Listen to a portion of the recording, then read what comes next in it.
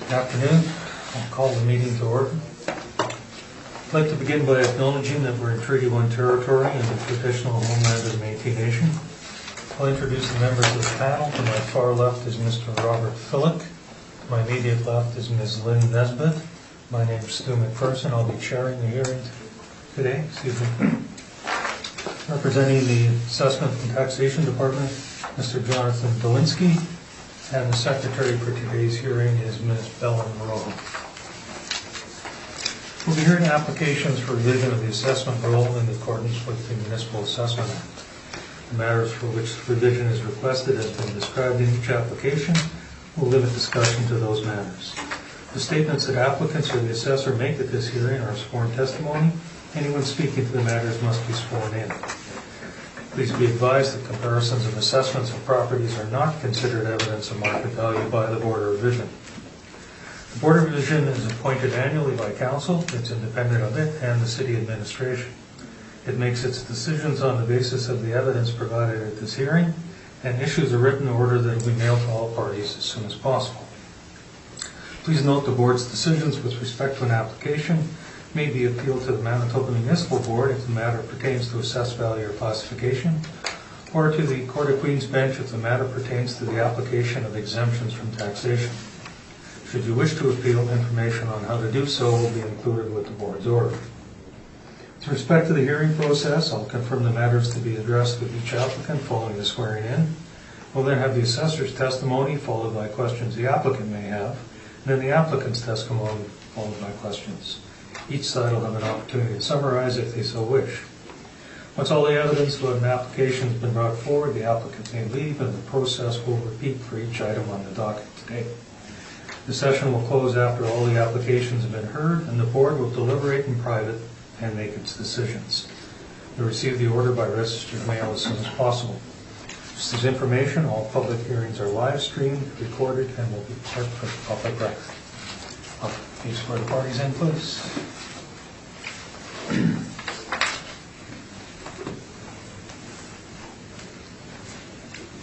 Do you swear or do you affirm? Swear. Please state your full name. Jonathan Dolinsky. And you swear the event you represent is the truth, the whole truth, and nothing but the truth, so help you God? I do. Thank you.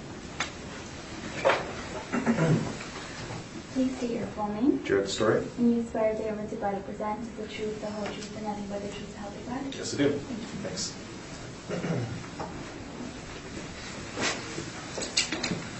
Afternoon, Mr. Story.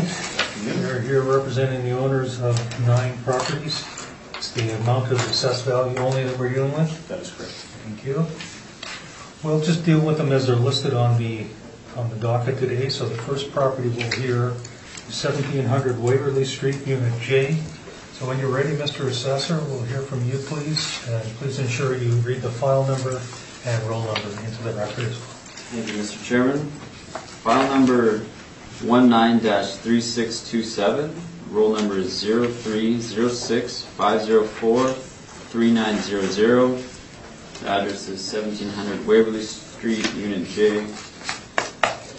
We have a office property, OFS, year built 2000, and the leasable area is 1,254 square feet. Recommendation is to confirm the assessed value of $343,000. Turning to page 2, please, we have a overhead view of the parcel in question.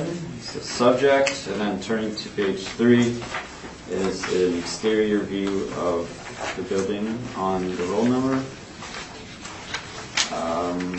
We have, turning to page 4, is the income stream breakdown for this property.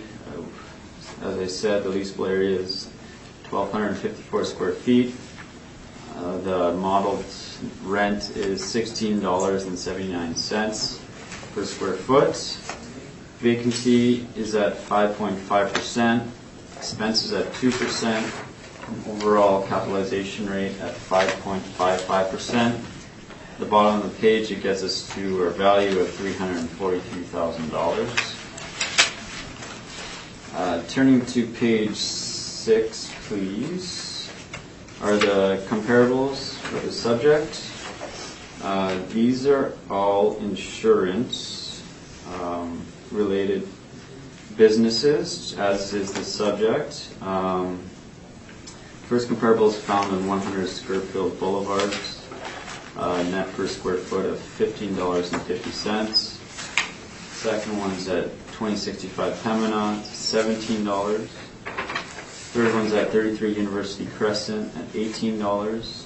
Fourth is at 3715 Portage at $20. Fifth is at 2525 Portage at $25. Sixth comparable is at 560 Pembina at $17. Seventh is at 669 Pembina at $13.75. Eighth is at 801 Regent at $17. The ninth is at 1570 Regent at $22. And the last comparable is found at 11 Rendiers Drive, and it's at $21. It's been mentioned before about management expense. I don't know if we need to get into it too much, but it's at, sorry. I'd like to hear. Okay, it's referenced at the back of my brief here. We can turn to page 15. Non-recoverable expense sampling. So for the 2020 general assessment, City of Winnipeg Assessment and Taxation Department has analyzed income and expense information reported by property owners to derive a model-generated estimate of net operating income. Deriving these NOIs, our department has allowed non-recoverable expenses in two categories. First is a general 2% non-recoverable expense allowance, and the second is a shortfall allowance per square foot to account for non-recoverable expenses associated with vacant space. Just referring to the chart here, it illustrates that this 2% non-recoverable expense allowance is used in our office's mass appraisal models.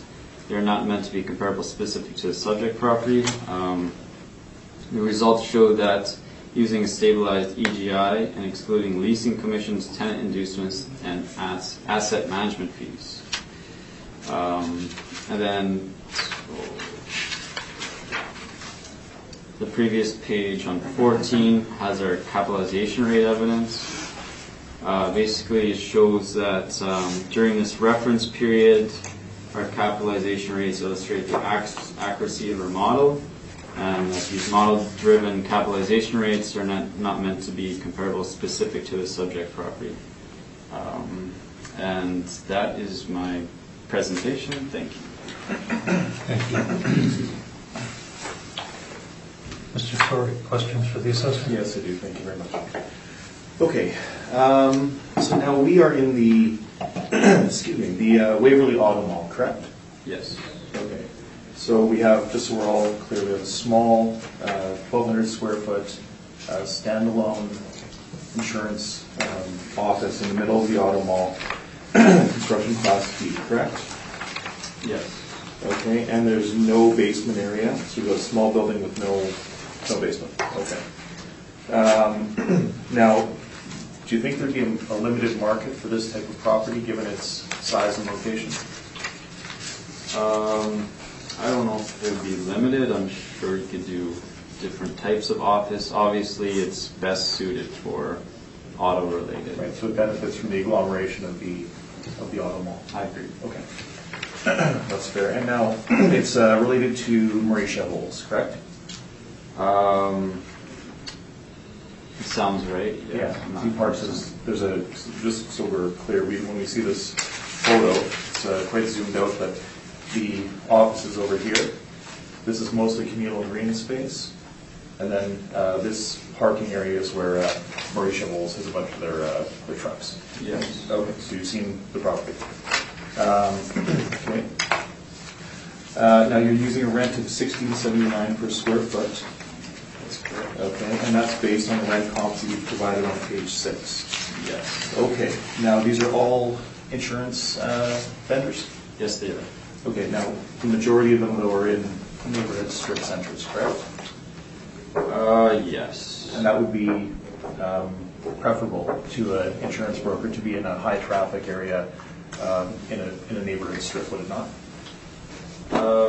Yeah, typically that's the case. That would command a higher rent by virtue of that desirability. Okay, now the one you have in an office is at 100 Scourfield. I think that's a pretty good comp. Now that's that used to be Ranger Insurance, now it's Arthur Gallagher, correct? That sounds right. Now you've got the start date at 2000, and it's a 22-year lease. Are there any step-ups in that 1550? I don't have it on me, but typically it would be very possible there's step-ups. Okay, so if there's step-ups in there, then it might be higher than market, right? Because it would be beneficial for that tenant to stay in a place that they've cultivated their clientele. It's not generally favorable to move, is it? Generally, that sounds about right. Step-ups usually are... Okay, so I'm asking because I'm using 1550 for rents as well. I think that's a reasonable comp, especially since the others are in strip centers. Okay, now going to page 9, you've included capitalization rates from the 3 brokerage houses, Colliers, CBRE, Cushman, and Wakefield. We're talking about suburban offices here today, so and some of the things that I'm going to say regarding cap rates, regarding non-recoverables, and the like should follow through to the course of the docket, if you don't mind. But just for my sense here, would you say that this is a suburban A or a suburban B class office? I'm not sure exactly which it would fall under. In terms of what we're looking at for cap rates, each suburban A and suburban B would be the same for this particular property? For your study would be, but I'm just looking at the brokers first, right? So I want to know if would Colliers, Colliers doesn't differentiate between an A and a B, but CBRE and Cushman do.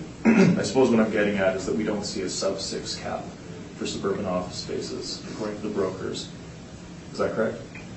That's correct, yes. Okay. And they're generally using what we'll call investment-grade properties. They're using the high end of the stock in order to develop these tables. Is that correct? I'm not sure on that. Okay. And have you looked at their rates from 16 to 18?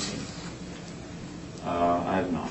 Okay. Has the city studied the cap rate compression from last cycle to this cycle in terms of cap rates for suburban office buildings? I would assume so, yes. Okay. Okay. That's fair. All right. Now,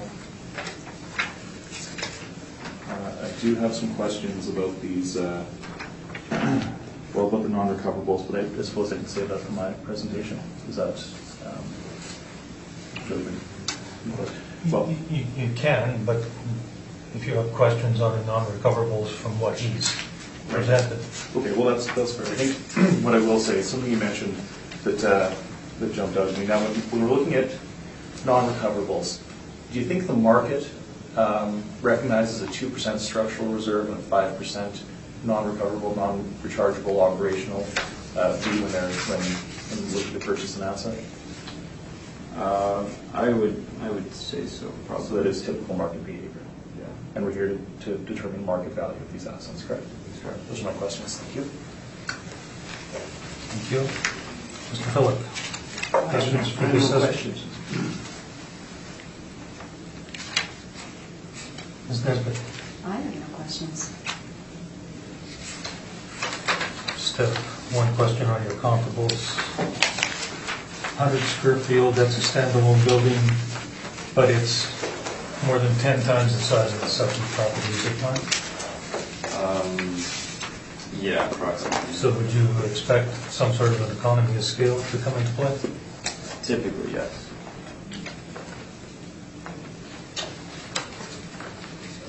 And everything else is model driven for your valuation? That's right.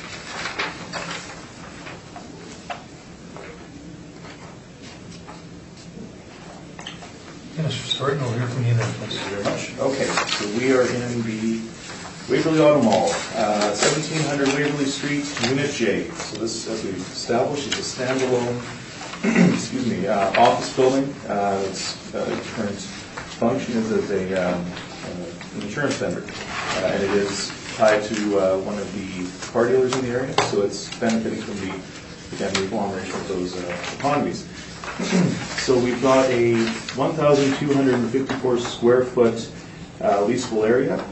Now the site area is 56,000 square feet, but that's a bit of a misnomer. There's some parking there, and then there's also a large communal green space.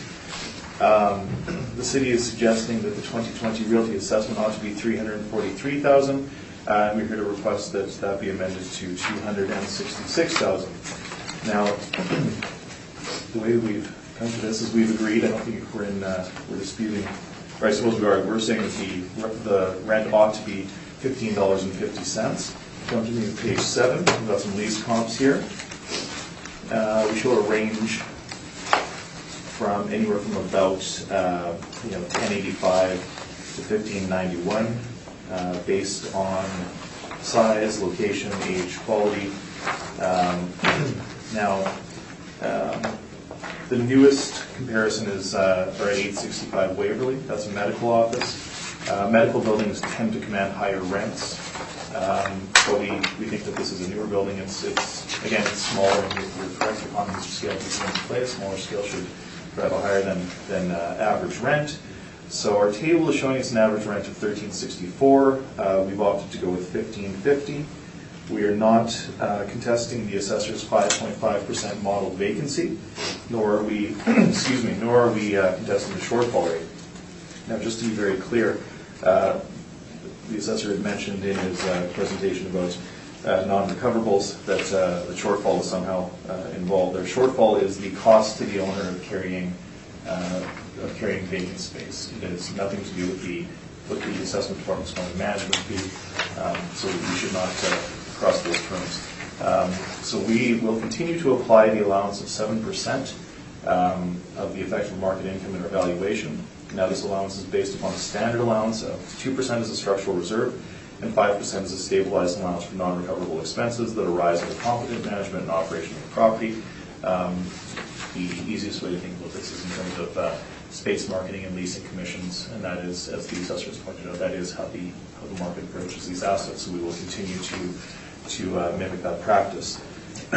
Now, in terms of our cap rate study, we've studied what has gone on in the market between Q1 2016 and Q1 2018, and we see no significant cap rate compression.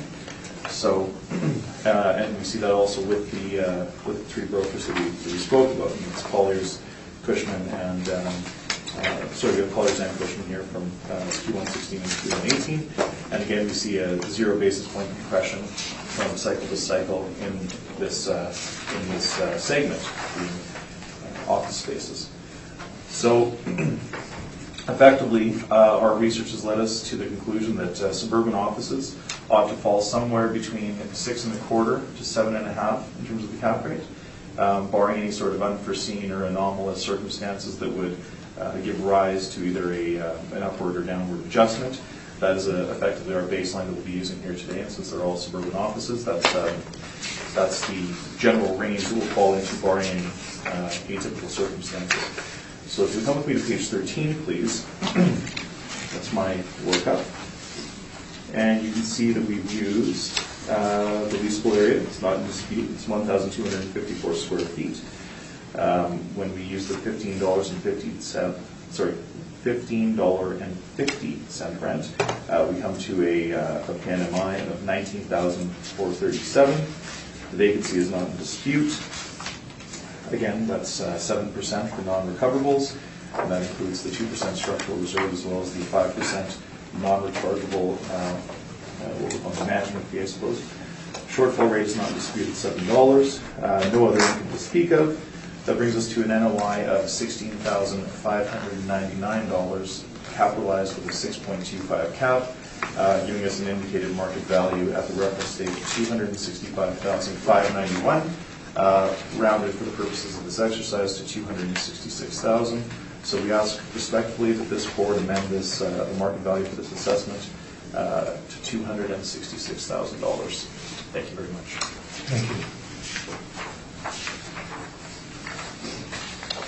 Mr. Dolinsky, any questions for the applicant? Yes, thank you, Mr. Chairman. Just turning to page 7, with your comparables here, what types of office buildings are these? Are these OFSs? Okay, so 865 Waverly, that's a medical clinic. Mostly medical buildings. There's a financial office in there. There's an there's a dental surgeon, an endodontist, and I believe it's a finance office. 1313 Border, that's Border Place, so that's, we all know that one, that's a bit older in the St. James industrial area. And then we have 1780 Wellington, which is a sort of renovated, it's an older building, but it hasn't been renovated, and it's closer to the airport. So, and those are it's called mid-rise, I suppose, and not high-rises, not low-rises. Okay, so the class of office, do you know what classification they fall in? In terms of suburban office, I would say that 865, by my own sort of conjecture, would be an A, and then Border and Wellington would be Bs. So wouldn't you agree that these are superior classifications These are superior to the subject? Well, the subject is newer and it's single tenant. If they were,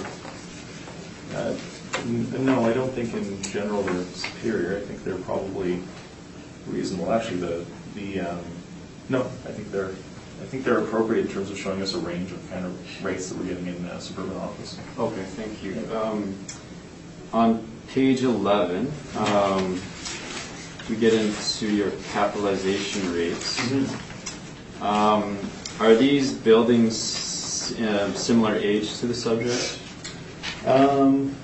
No, they're a little older. A good comp here would be one that we're looking at on this docket, actually, 1046 St. Mary's. That's a very reasonable comp.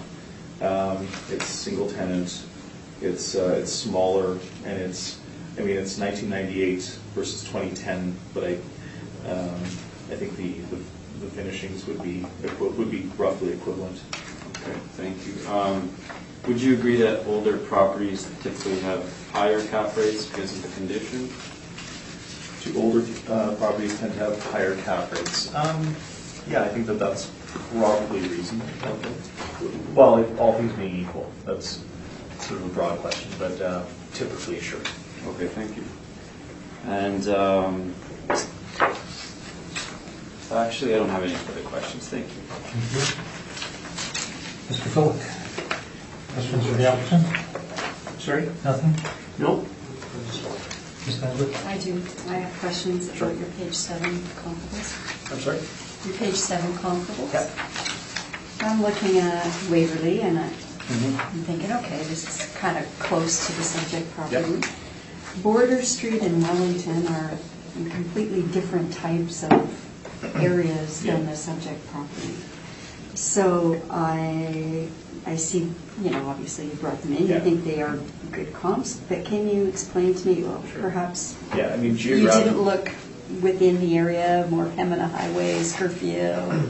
Well, it is a bit of a challenge to find appropriate comps. Now, I agree with what you're saying, but what's interesting is that the auto mall is what we'll call it the destination location. So to find these ones that are a little bit out of the way probably speaks to the fact that they're not right on the main thoroughfare. It's not brand new. It's not in a strip mall for the most part. Are these destination locations? Well, they are sort of. What's 1313 Border? That's Border Place. So that's that old kind of older late 1970s office complex in the St. James industrial area. So it's sort of close to Boulevard. Okay, and 1780 Wellington is? I'm sorry? 1780 Wellington? 1780 Wellington is Wellington and Waverly. So, I'm familiar with the auto park. Would you consider it an industrial area similar to the St. James Border area? Well, the border area is sort of you would call that flex industrial at that point. It's not going to be manufacturing. It's not in the industrial park. It does have some office space. So, and again, this is to illustrate a range. And we did adjust upward. We did say that this, we come to 1364 and have the average. And we've adjusted upward to capture the fact that this is a newer place. So you did adjustments, sorry? Yeah, we adjusted it up to 1550. We thought that 1364 was too low, and we put more weight on your rent. Yeah. Yeah, rent. Yeah. On your subject rent. Yes. Right. Okay, and you indicated that some of these were 2-story? Yeah, some of them are 2 stories. Which ones? Okay, so Border is 1 story. Wellington is 4 or 5 stories. I'd have to check. And 865 Waverly is also 2 or 3 stories. Does that make a difference in terms of rent? Well, they're all on the main floor. So These are all main floor yeah. rents. Yeah, but yes, it's generally less desirable to be in the basement or in the. But you indicated these are. They're all, yeah. If you look at the oh, right. It says main right there. Sorry about that. No problem. Okay, thank you. Any other questions? Yes, thank you. Just clarification, you said Wellington, was it the corner of Wellington and Waverly? This is Wellington Avenue. I'm is it sorry, not? no, you know what, I'm looking at the Waverly one and I'm getting mixed up. This Wellington one is the one that's close to the airport, Right. Wellington Avenue, sorry, I misspoke. Okay, and you used 1550, although it says on page 7 it's 15, that's a typo. That's a typo. Okay, so you used 1550. Yeah. Can you explain a little more on your request for 5% Sure. of non-recoverable, specifically in relation to municipal board orders, saying that things like TIs and things of that sort should not be. I don't have them in front of me, but we're not looking at tenant inducements. The main way that the market approaches purchasing assets is we will, in a workup, in a pro forma, we will look at a 2% structural reserve, and we will apply a 5% operational non-recoverable. And generally, we look at those costs as costs that are associated with attending the AGI and the prudent and competent management of an asset. So, and the vast majority of those fees go to leasing commissions. Those are non-recoverable. Those aren't charged back to tenants, and the market does recognize that those are a reality that the owner will have to absorb over the life of an asset. So we do capitalize them into perpetuity with 5%, and that is how the market behaves. And we're not necessarily. I know the decision that you're referencing, but that I sort of have I think that perhaps that's a discussion that's more about base rent versus net effective rents. If I'm thinking the same decision that you're referencing, which has to do with tenant inducements and things of the like. We're mostly looking at that 5%, and all of the valuation materials that I've read and the courses that I've taken. They do recognize that this is a standard practice. So. Okay, and the standard 5% that you're referencing, that would be applicable to a 1,200 square foot building, 5% there, or 120,000 square foot building, 5% there? That is how we've generally approached these assets, and the city of Winnipeg has been doing that as well for the last. This is the first year that the city has removed that, and it seems that it's almost semantic at this point, where we're talking about a 2% erosion of the income, but that has traditionally represented the structural reserve that we've also agreed on. That's appropriate for capital expenditures over the economic useful life of an asset. So, as you're saying, yes, it might be different. A different owner might look at a different asset through a different lens based on what they think the non-recoverables might be in perpetuity. But the standard practices we've agreed on is to consider that 5% erosion of the income and capitalize it into perpetuity. So that's what we've done. Whether it's single tenant or multi-tenant. owner occupied, or?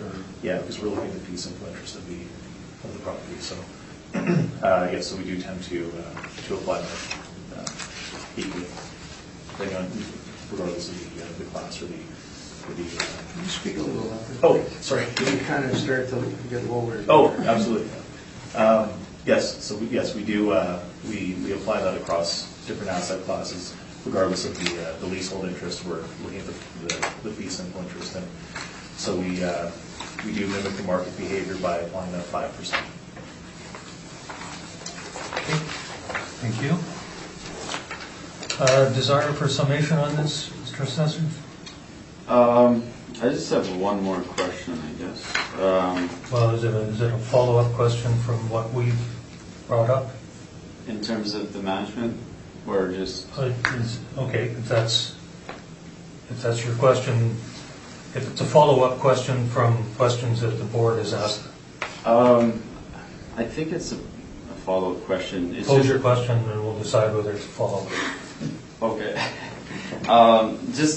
Being in a car insurance company within an auto mall, Right. wouldn't it be a desirable location to sell insurance? Like after someone buys a vehicle, they can easily, I'm sure they reference them to that spot. Okay. You buy a car, Yeah, I understand what you're saying. it's like being at a football stadium, you go grab a hot dog, it's like, it's there, Okay. it's convenient. But if you had a hot dog stand, wouldn't you rather be in a food court than a football stadium? Well, Sure, I think, yes, there's, and I know what you we've mean. mentioned, it's called the agglomeration of economies and economics, right? Right. It's beneficial, to be certain, but it's also tied in with the auto dealer, so that changes that dynamic a little bit. Now, if you were in the business of vending insurance, would you rather be in a mall or at an auto mall? Surely there's more foot traffic, there's more accessibility, it's closer to the residential areas. Yes, they're going to benefit from the people who are purchasing automobiles, but I would suggest that the amount of traffic is in a neighborhood strip center is far more beneficial to an insurance vendor than you don't have thousands of people buying cars every day, right? But can you drive off the lot without insurance? Can you drive off the? Yeah, you can drive to an insurance place when you buy a car. Do people typically buy it after they buy their car? People typically, Get their insurance after the vehicle's purchased? yeah. Okay. Yeah, I have no further questions. Now, this is owned by Murray, right? Yes, yes it is. So in effect, obviously, they must think it's worth their while to put that there, to complete the whole picture for. Absolutely. I'm saying there's benefit to the owner, but we're looking at the market value. So we're not looking at the net. But you keep on making it was more beneficial to go to a mall or something like that. For a standard insurance vendor, I mean, we see more, a typical place, and if we look at the comps, we don't see standalone offices in the middle of auto malls to the same degree that we see. But this is only selling one type of insurance, a car. Right. It's not selling house, it's not selling anything else. Right. So whereas if you're in a mall, it's going to be more of a complete Yeah, no, that's insurance true. company. Yeah, sure. But in terms of, I believe that all the assessors' comps are auto pack dealers, are they not? They're not wholesale insurance providers. They're auto pack dealers, I have to look back at the evidence. and they're mostly in neighborhood strip centers. That would be the most Mostly. typical place. Yeah, so we're looking at. I agree with what you're saying, that there's a huge benefit to this owner specifically, but we're doing a site-specific analysis on the market value of this asset, not the value to this owner. So. Is there such a thing as just an auto pack dealer? I thought all insurance agencies sold all types of policies. I don't know, I noticed that when I Googled all these addresses, the first thing that came up was. Well, it's always auto pack because that's their bread and butter, but. Yeah, well, I'm not sure if this fellow doesn't sell boat insurance as well. I don't know what the products that he offers are, I assume that. Okay, but we're dealing with fee simple in any case. Correct. No summation? No, thank you. Thank you.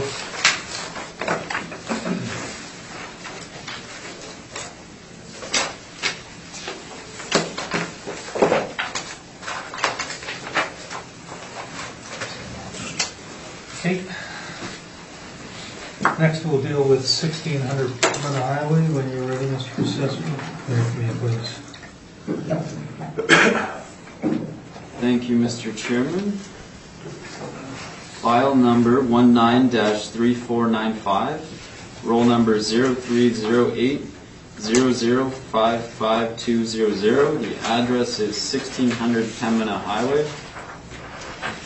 We have an OFS office building, actual year built 1999, zoning is C2. The leasable area for this property is 6,274 square feet.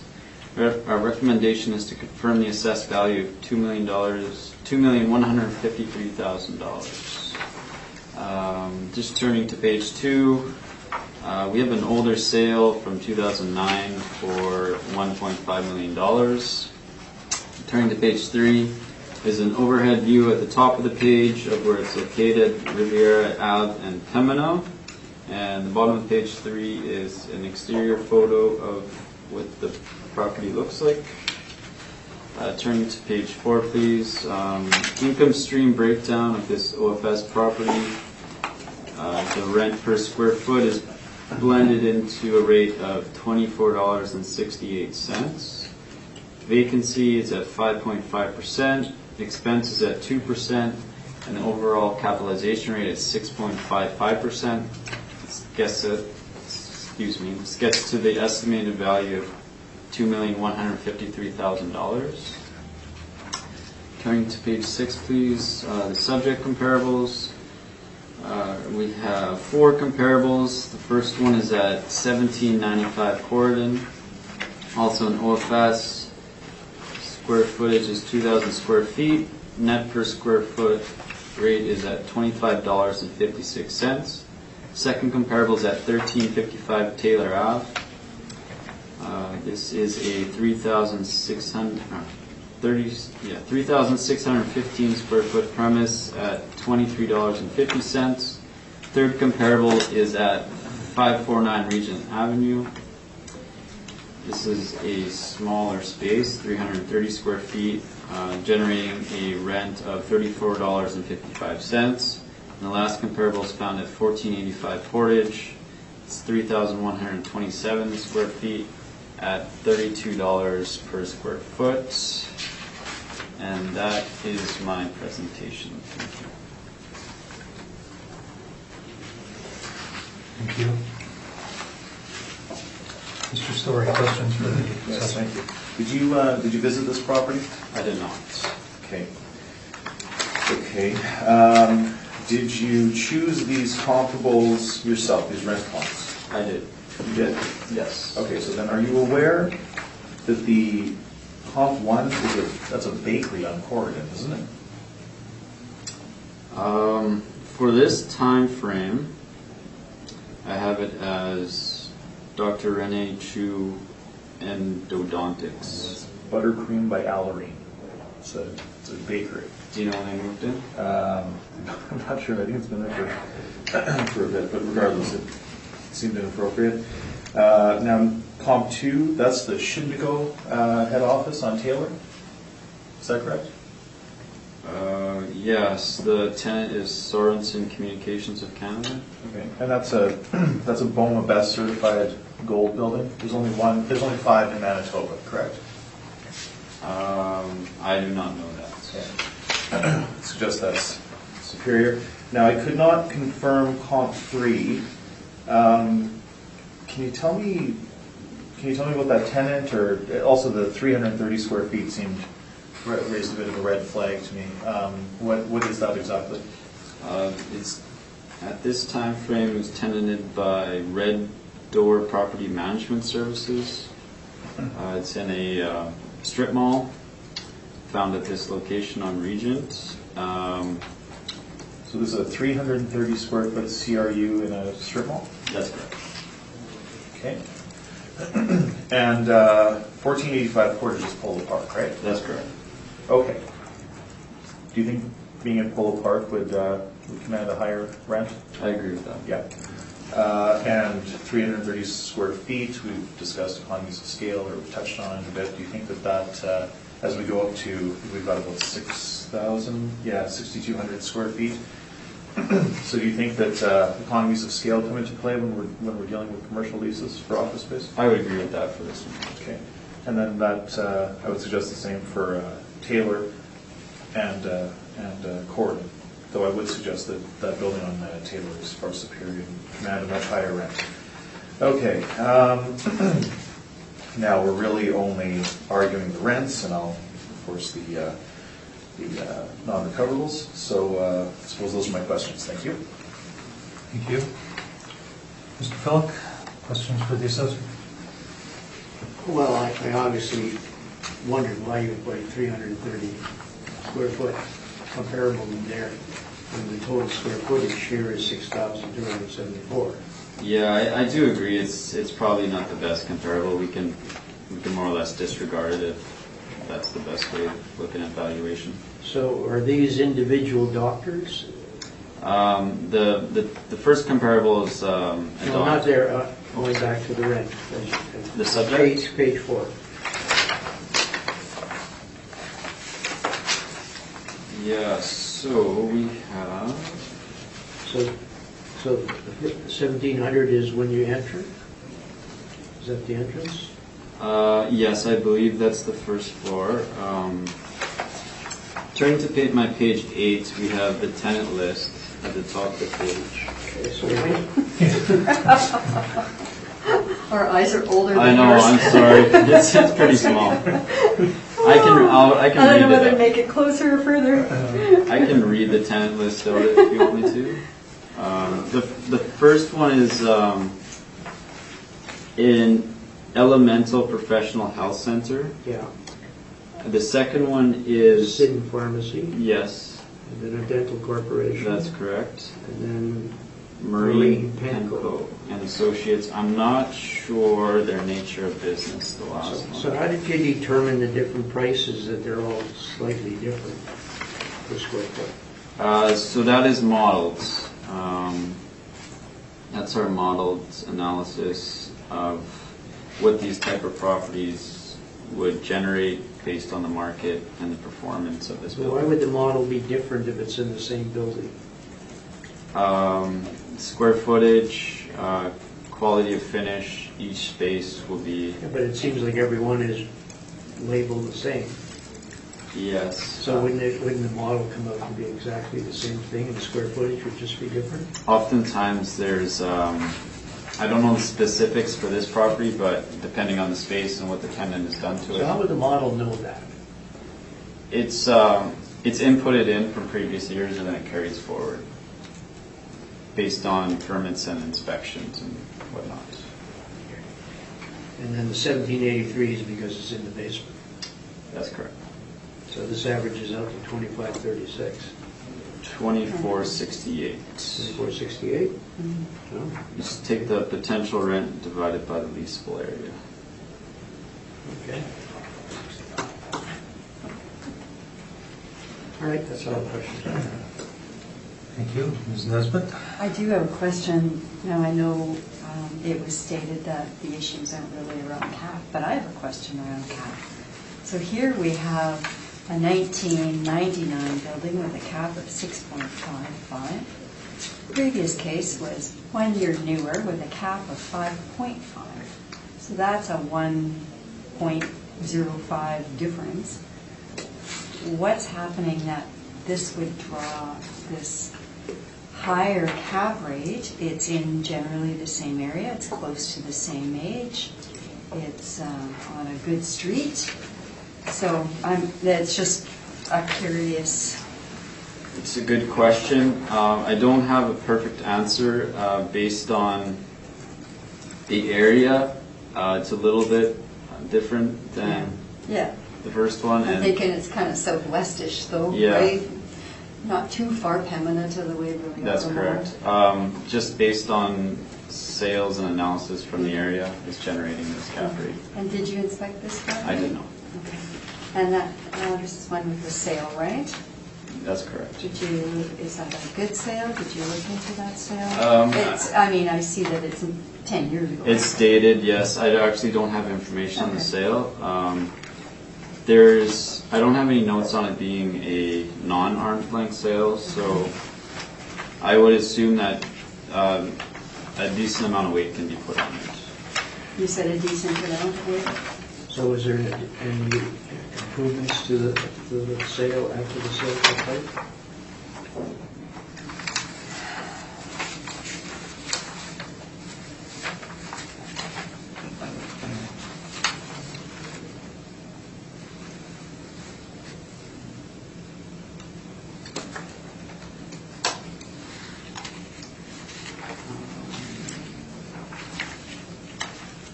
I don't have any information on improvements.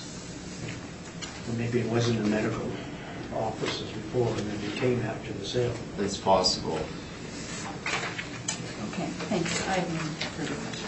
Thank you. The basement feasible, do you know what that is? Which tenant's in there? Yeah. Is it a lab or is it?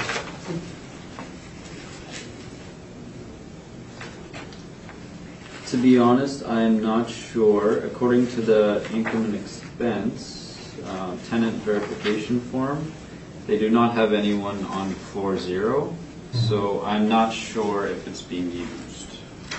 Okay. And there hasn't been a recent inspection of this property as far as you know? The last one.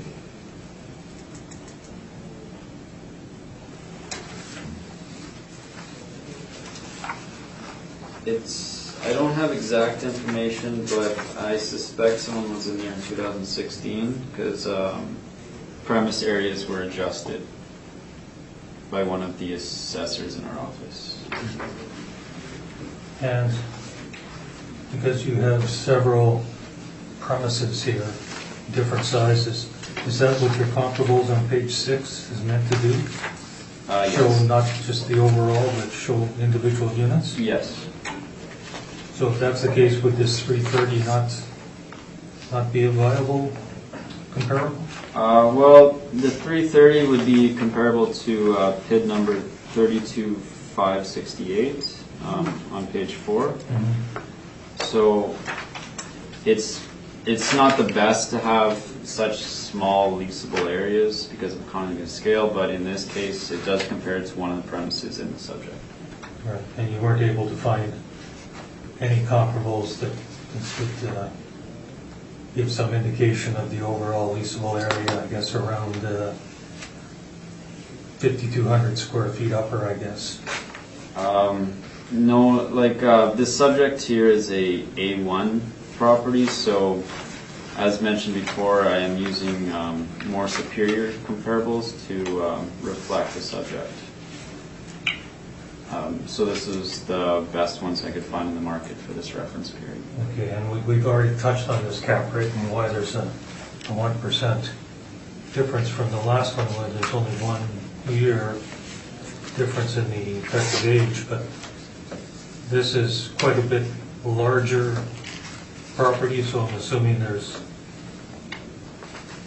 less risk. Is that a fair statement? It would be fair to say something. But on the other hand, you say that these are all high-quality tenants, so the covenant is probably better, so would that perhaps even that out? I don't know. I'm just asking your opinion on that. That's a good question. I don't have a perfect answer. All right. Thank you. Mr. Story? Thank you very much. Okay. 1600 Pembina Highway. So we're between Pembina and Crescent and Pembina and Riviera. This is a medical office. We've got a gross floor area of 6,663 square feet with a gross leasable area of 6,274 square feet. Now we do have, you mentioned the basement and some of the other areas. There's a bit of a vacancy issue in this building that's been persistent, so it's important to point that out.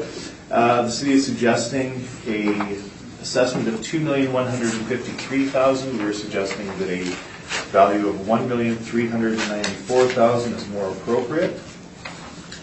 Now, again, we're mostly talking about rent here today for this property. So the city has used, I believe it's a blended rate of $24.68 per square foot. Yep. And we have instead applied a rate of $17 to the entire leasable area. If you come to me with my page 6, I'll show you my rent comps. We've used a number of medical offices throughout the city just to give you a sense of the range. So, and we've used upper and mains in the same building where we can, just to show you where sort of how we come to our $17. So we started Parkview Medical Center. That's on Main Street. Know that building well. That's where my doctor is. So I've been there a number of times. That building was renovated in 2016, though the effective age is 1965.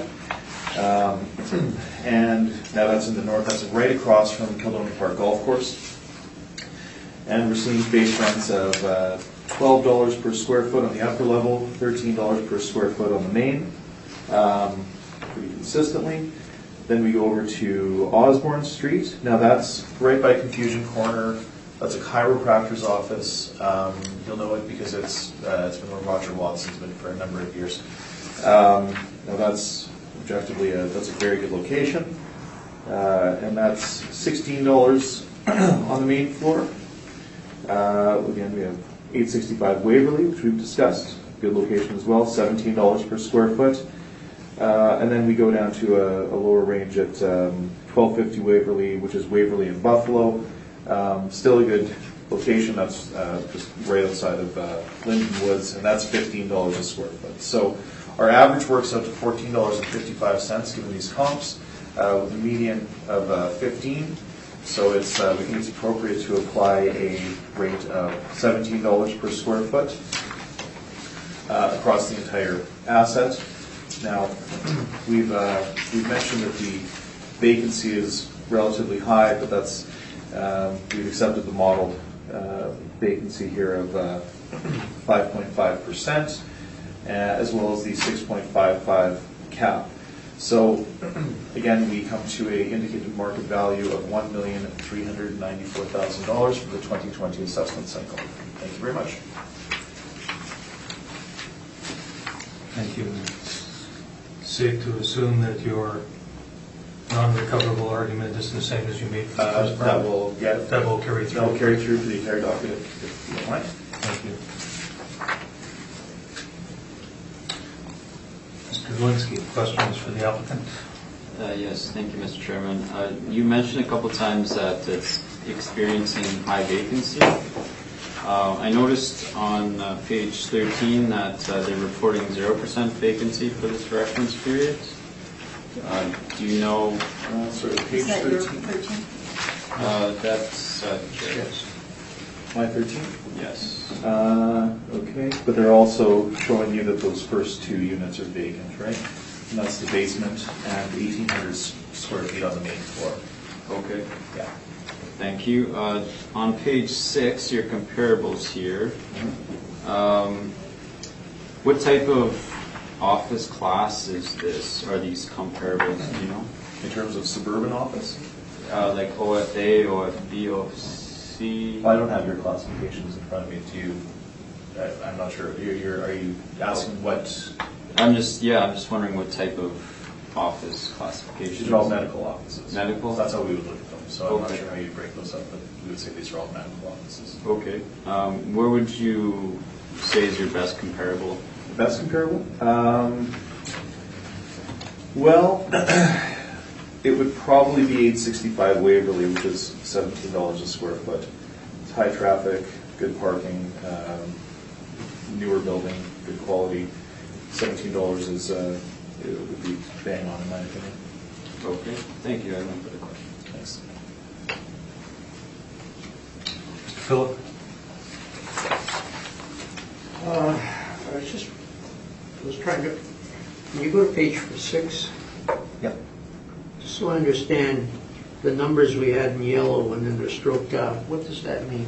Yeah. I don't know why they're stroked out. Actually, those are I don't know what. Let's see here.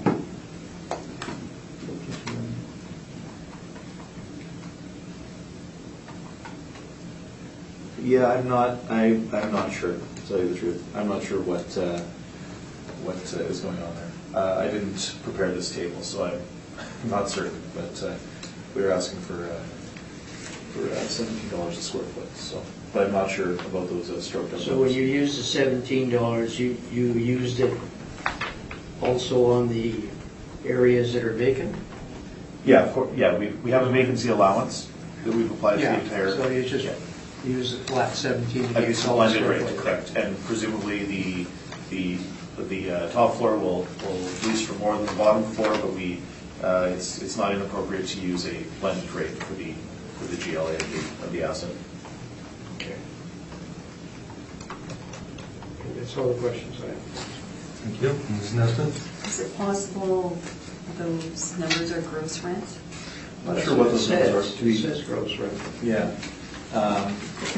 Yeah, it may be. I'm not sure. I'd have to check on that. I don't know, to be quite honest. I'd be guessing. Oh, my question just flew right out of my head, actually. I can come back to you. Okay. So you said that index number 6, 865 Waverly, at $17. You think that's your best comparable? Yeah, I believe so. Why not also index number 9, same building, roughly the same time frame, around the same size, 1950 per square foot? Yeah, no, that.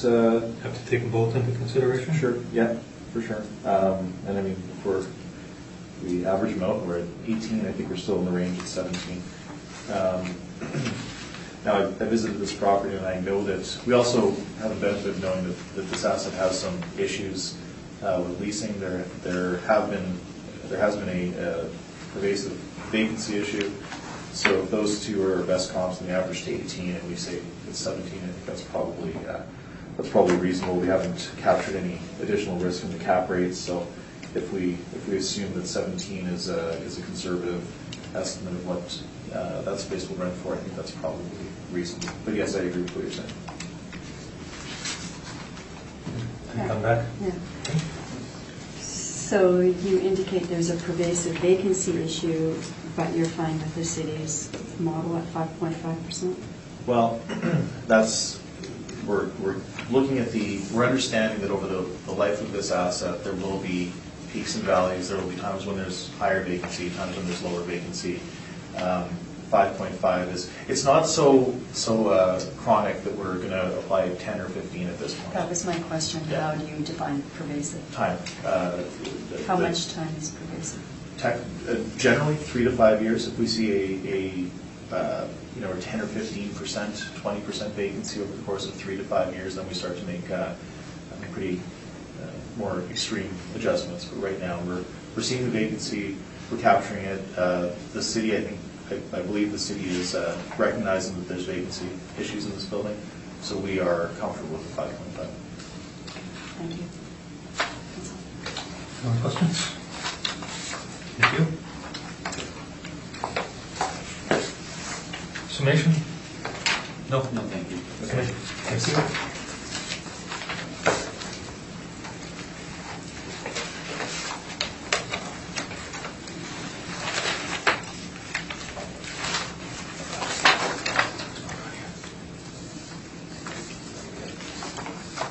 Mr. Chair, this, I believe the roles were merged for this property. This is 1280 Archibald, correct?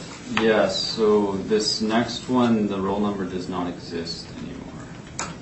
1280 Archibald? I believe there was a sub issued, so we'll just ask that it be confirmed. And we'll talk about it, maybe we can talk about it after the hearing and sort of get a sense of how to move forward with it. But you could probably... Okay, but in order for us to confirm it, it has to be based on some evidence. So, Mr. Assessor, can you explain what happened here? Yeah, so I have some photos if that helps.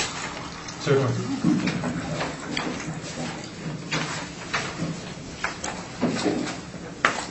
While these are being handed out, the roll number that's being appealed is the top photo. It's been subbed, so this roll number no longer exists. There has been a supplementary issued? Yes, I sent it out with the evidence. Okay. I don't know if you guys got it, We but actually didn't receive any evidence for this, we just got the 2-page. yeah, that's my evidence. That's the evidence, okay. A sup was sent out stating that, like Jared said, it's been combined. So the roll number under appeal is no longer applicable. It's been superseded by this supplementary notice. Okay. I think the typical procedure would be to withdraw. I don't know if you can confirm a roll number that doesn't exist anymore, but I'll leave that up to. Yeah, see, the issue that we have here is that there's no, so I suppose if I look at this, I haven't seen them side by side, so this is actually helpful. We've absorbed this corner. Yeah. Is that an easement in the past or something, or was that? I'm not sure the story, but yes, extra land has been added to this. But no change in value? There is a change in value. On my last page of evidence, the change to assessment is $4,545. So there is a change. Okay. So we'll accept that this, that nullifies this appeal, that roll number is dead, and we'll proceed in the next round with the new roll number, I suppose. Are you willing to withdraw? Sure. Yeah, that's fine.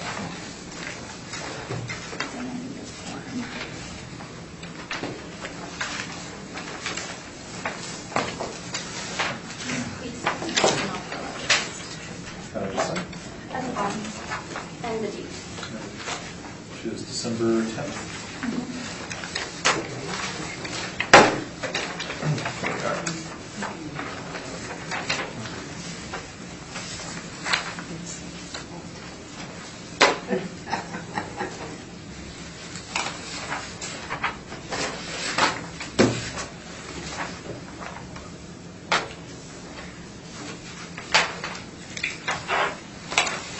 Okay, that will bring us to 1046 St. Mary's Road. When you're ready, Mr. Assessor.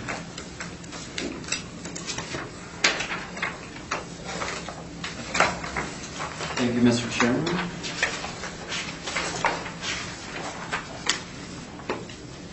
Okay, file number 19-4220, roll number 0800-367-1500.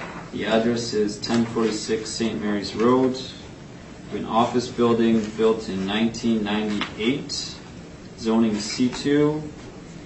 The leasable area is 4,490 square feet.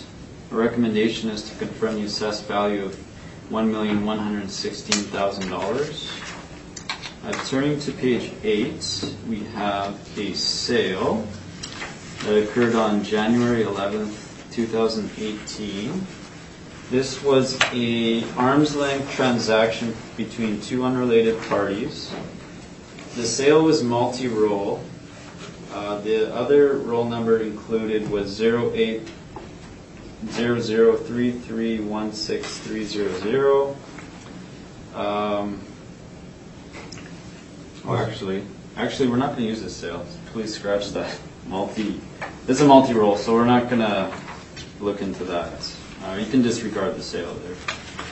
Turning to page 3, is an overhead view of the subject. It's at the corner of Marlborough and St. Mary's Roads. On the bottom of page 3, we can see an exterior view of the subject. Century 21 occupies. Turning to page 4 is the rear of the property and the side of the property. And then turning to page 5, please, is the subject property market income stream. As said before, it's a 4,490 square foot leasable area. Modeled rent of $15.98. Vacancy at 5.5%. Expenses at 2%. And an overall capitalization rate at 5.55%. Turning to page 7, please. We have 3 comparables. The first comparable is found at 226 St. Mary's Road. Square footage 3,920 square feet at a net per square foot rate of $15.31. Second comparable is found at 188 Marion Street. That's a 10,931 square foot premise at $14 a square foot. And the last comparable is found at 20 St. Mary's Road, 2,438 square feet at $16. And that is my brief. Thank you.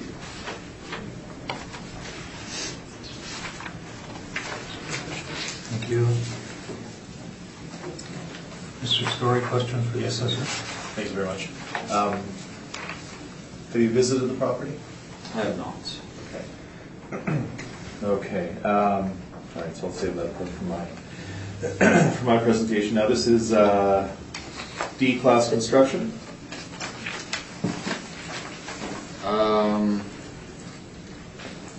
Yes, it is. Okay, and it's got sort of a corrugated steel siding and bright red downspouts. Sort of like Yeah, I believe so, yes. And now I do want to talk about the sale that you referenced. You said it was multi-role, so you're aware that the owner also owns a parking lot on a separate role that's essential to conducting their business. Are you aware of that? Yeah, I don't have that exact information, but that sounds right. Yeah. Okay, and you're aware, excuse me, you're aware that this is right next to a residential area. Yes. Okay, it's interesting because when I was there, this exact same truck is almost right up at their door. So this would be sort of an atypical. It's an irregular shaped lot, correct? Yes. Okay, and it's sort of an atypical space for an office building, isn't it? It's not typical. It does serve its purpose being on such a busy street. Right. Okay. Just so you can all see, this is this other fellow's driveway, and he parks basically right up against their building. And this is the parking lot that they need to have, because you come in and it's a gravel road, and they've got 3 parking spots, so they had to purchase this in order to make this office space viable. Okay, and there's an overhead view as well, if you'd like. Okay, so we've established that it's an irregular shaped lot, it's an atypical area, and they have to own the parking lot next door. Now, if you were an investor, would you see those as facts that would give you confidence, or would they give you some general sense of uneasiness? Which facts? The irregular lot, the direct adjacency to the residential driveway, the fact that your parking lot is bifurcated by a gravel road that goes into a residential back lane. Sorry, as Do an you investor? think those elements would speak to cap rate? Do you think as an investor you would increase your cap rate if you were looking to purchase this property based on those factors? I agree that it's the lot's not perfect. It is the type of business it's used for. It's not necessarily a bad thing that it's in a residential, backed to a residential area, but on a major thoroughfare. Okay. Okay, let's go to your rents. Now, these are reasonable comps, I think, for the most part. Now, did you average out these comps? Did you perform the exercise where you look at the average of these comps? Yeah, I'm pretty sure I would have did that. Okay, so I asked because it comes to, I've got it calculated $15.10 per square foot, but you're using $15.98. Yeah. Okay, so that's fine. And again, so you've got the sales mailer here, but I'll get to that in my my presentation. I think we've covered that. Okay, those are my questions. Thank you. Thank you. Mr. Philip? I just wanted to be clear in this picture. What you're telling me then is that this truck right here parked belongs to the next door neighbor? That is what our applicant is telling us. Right here. I cannot. It's on the sign saying no parking, so I think there's likely some confusion. And then they park behind the building. They park behind the building, yeah. And that thing is right up to the property line? Yeah. Would you be allowed to build close to the property line? Wouldn't there have to be some It may space? have been grandfathered in from, I don't know. I don't know the history going back, but it's certainly atypical, and it struck me right away. I actually almost missed the building because I thought I was looking at houses, so. Again, it was when I was there this weekend, I saw the same truck, which I thought that I was, don't know if I'd want to be the neighbor. well, fair enough. Okay, thank you. Ms. Nesbitt? Oh, I am looking at your comps as well on page 7. And that $14 rent, that would be a function of the size of that space, right? Yeah, and it's quite a bit older than our subject. Yeah. Like just mathematically, when you come to 15.10 average, it's that 10,000 square foot space is driving that.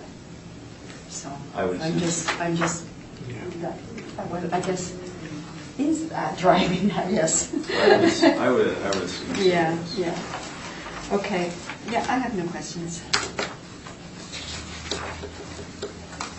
Did you look at the actual rents achieved at all from the INE? Yes. Would have. Is this or?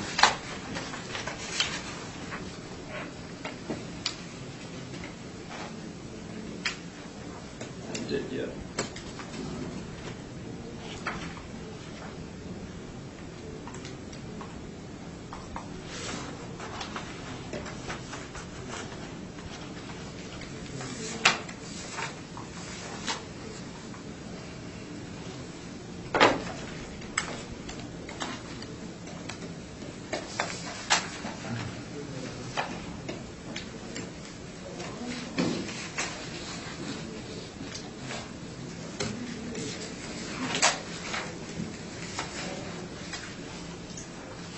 So you did go through the exercise? Yes, sorry. And so what did you come up with as a, According to the INE, it's at $14.70. and then if you go to page 10, they've got their rent, their recoveries, and then their expenses. So their net income of 69,678. How does that compare to your net operating income? There's a 64,792. Yeah, so ours is 64,719, so we're just about bang on there in terms of valuation or performance.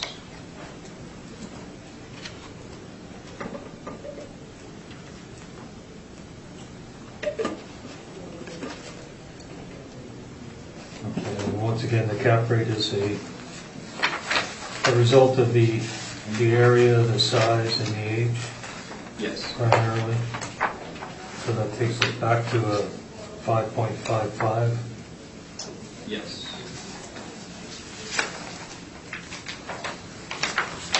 Thank you. Mr. Story? Thank you. So here we are at 1046 St. Mary's Road. Now, this is sort of interesting. We've got a sale in January of 2018 for almost exactly what we're looking for. We're requesting a value of $820,000. We're looking basically at January of 18, right at the reference date. So it's interesting that our valuation came out that way. The city is suggesting $1,116,000. We're suggesting $820,000. For this asset built in 1998, 2 stories. Again, it's on an irregular lot with some negative influences by way of being sort of shoehorned into a residential space. We've got 4,490 square feet of leasable area. Now, the owners of 1046 St. Mary's also own the lot to the rear, as we discussed, and that's 0 Marylebow, which is required for the building, for the parking for the building. So we've approached this. We've applied a rate of $15 per square foot. I believe that's appropriate, based on what the asset's actually achieving. And looking to our valuation sheet, see, we've also used a cap rate of 6.25 for this asset. So we start with our leasable area, and then we apply a rate of $15 per square foot. Vacancy at 5.5%. Again, our shortfall rate is $7, which is not disputed, and our non-recoverable expenses, the 2% and the 5%, equate to a 7% downward adjustment. Capitalized at 6.25% gives us an income value at the reference date of $931,267. Now, we've not appealed the parking lot that's associated. We've left that assessment stand. It's actually $116,000. This was done prior to that. But, so we've used $111,000, which is fine, and we've subtracted that out because it is essential. They form one economic unit, and so we've come to a value of $820,267. So we would say that the indicated market value for assessment purposes is $820,000. Thank you very much. Thank you. Mr. Linsky, question for the applicant. Yes, thank you, Mr. Chairman. You referenced this sale. My information tells me that the purchaser was the tenant, so it was not purchased for income investment purposes. Do you agree that this would be an arm's length transaction? Or would it be? A lease back or a buyback? It's not. That doesn't mean that it's not indicative of market value, right? When you have a vendor buyback, Yes. you're saying that that's non-arm's length? I'm asking, is it? I'm saying that this is indicative of market value. Okay. Yeah. All right. I don't have any further questions, thanks. Thank you. Mr. Phillick.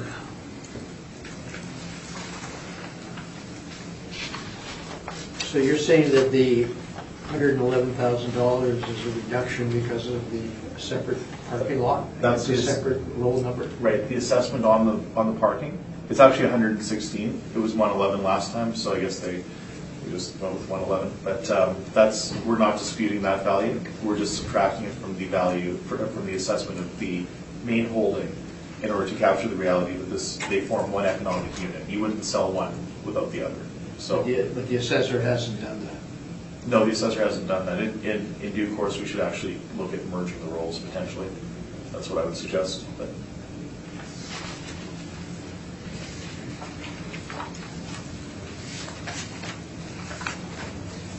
I've gone through your calculators. Aside from the fact that you're consistently with 7%, I have no other questions. Thank you. Thank you. Ms. Nesbitt. Notwithstanding that this property, 1046 St. Mary's, uses that lot, that back lot, could it be developed into something completely different? the back lot. Yeah. Well, you'd lose the economic utility of the main holding. You wouldn't be able to park anywhere. They have some limited parking, I agree. 2.5 parking spots, so it's not enough to. Are they required to have a certain number of parking spots? No, but in order to be maximally productive, you've got people working here, you've got people visiting. They purchase the parking lot because they need it. So, we're not disputing the value of the. No, I appreciate that. Yeah. It's just a question that I Yeah, had. I don't know. I mean, it's residentially adjacent as well. We've got it here, they'll be here, you can see it's. Yeah. So could you develop it? I think you need a variance, and then you'd be building something that, you're also on a back lane. This is the back lane for all these houses. So could it be developed? I'm not sure. They don't have an intention to do that because that would effectively that would harm their core business, so, yeah. No, I am a little bit familiar with the area. So a lot of those businesses along St. Mary's Road Yeah. don't have an abundance of parking. They Right. rely on street parking for a lot of their business, right? Yeah. So I was just... And that would result in lower rents, that would result in a different... But in this case, they have this lot, okay. Yeah. So the issue is really the rent and the cap, I guess. The rent is not far off. We're not far off. Okay. With the cap. And again, there are some very specific issues with this. Yeah, this property. cap, I guess, and this adjustment that you've done. Trying to capture the fact that these two roll numbers Are form one. one economic unit, absolutely, yeah. Okay, thank you.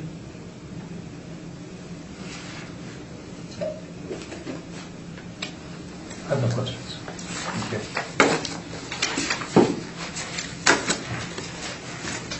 Do we need a short break anyway at this point?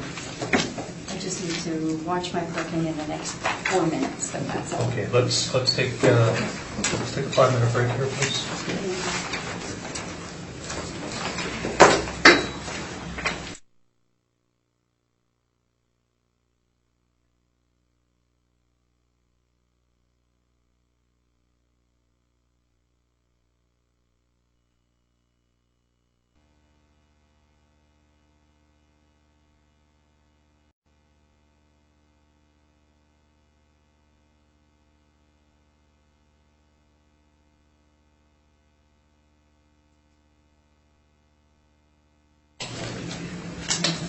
Yeah, I'll call the meeting back to order. Next property we're going to deal with is 501 St. Anne's Road. When you're ready, Mr. Souza. Thank you, Mr. Chairman. File number 19-3762. Roll number 0800392000. Address is 501 St. Anne's Road. The actual year built is, I'm not sure, but the effective year built is 1996. C2 property. Leasable area is 6,516 square feet. We're asking to confirm the assessed value. Turning to page 3, there's an overhead view. On the top of the page, it's at the corner of St. Anne's Road and Worthington Avenue. At the bottom of page 3 is an exterior view. You can see it's used by CAA, which is also the owner. Turn to page 4, some more exterior views. You can see there's parking beside the subject. Turning to page 5 is the income stream breakdown. We have a blended square foot rate of $18.73, vacancy at 5.5%, expenses at 2%, and overall capitalization rate at 6.7%. This gets us to the assessed value of $1,650,000. Turning to page 7, please. 4 comparables. First one is found at 600 St. Anne's Road. It is a 3,386 square foot premise at $19 per square foot. Second comparable is at 681 St. Mary's Road. 2,182 square feet at $18.05. Third comparable is found at 131 Provencher. 2,000 square foot premise at $18 net per square foot, and the last comparable is also at 131 Provencher. 2,074 square feet at $17 per square foot. And that is my presentation. Thank you. Thank you. Questions, Mr. Starr? Yes, thank you. Okay, so this is a CAA location. Do you know, was this building purposely built for this tenant?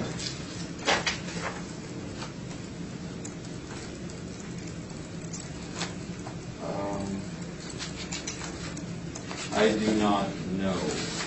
I asked because they have a specific look. There's only 3 of them, I think. Now we built the initial building in '87, and there was a small add-on in 2001, correct? Yes. Okay. Now, are you aware that the 2018 assessment was $1,205,000? I am not aware. Okay, is there anything in your mind that would give rise to a 37% increase on this property? Or does that seem high to you? Was this appealed in 2018? I would imagine it would have been. That might have been the reason for the jump. Oh, okay. No basement area in this building?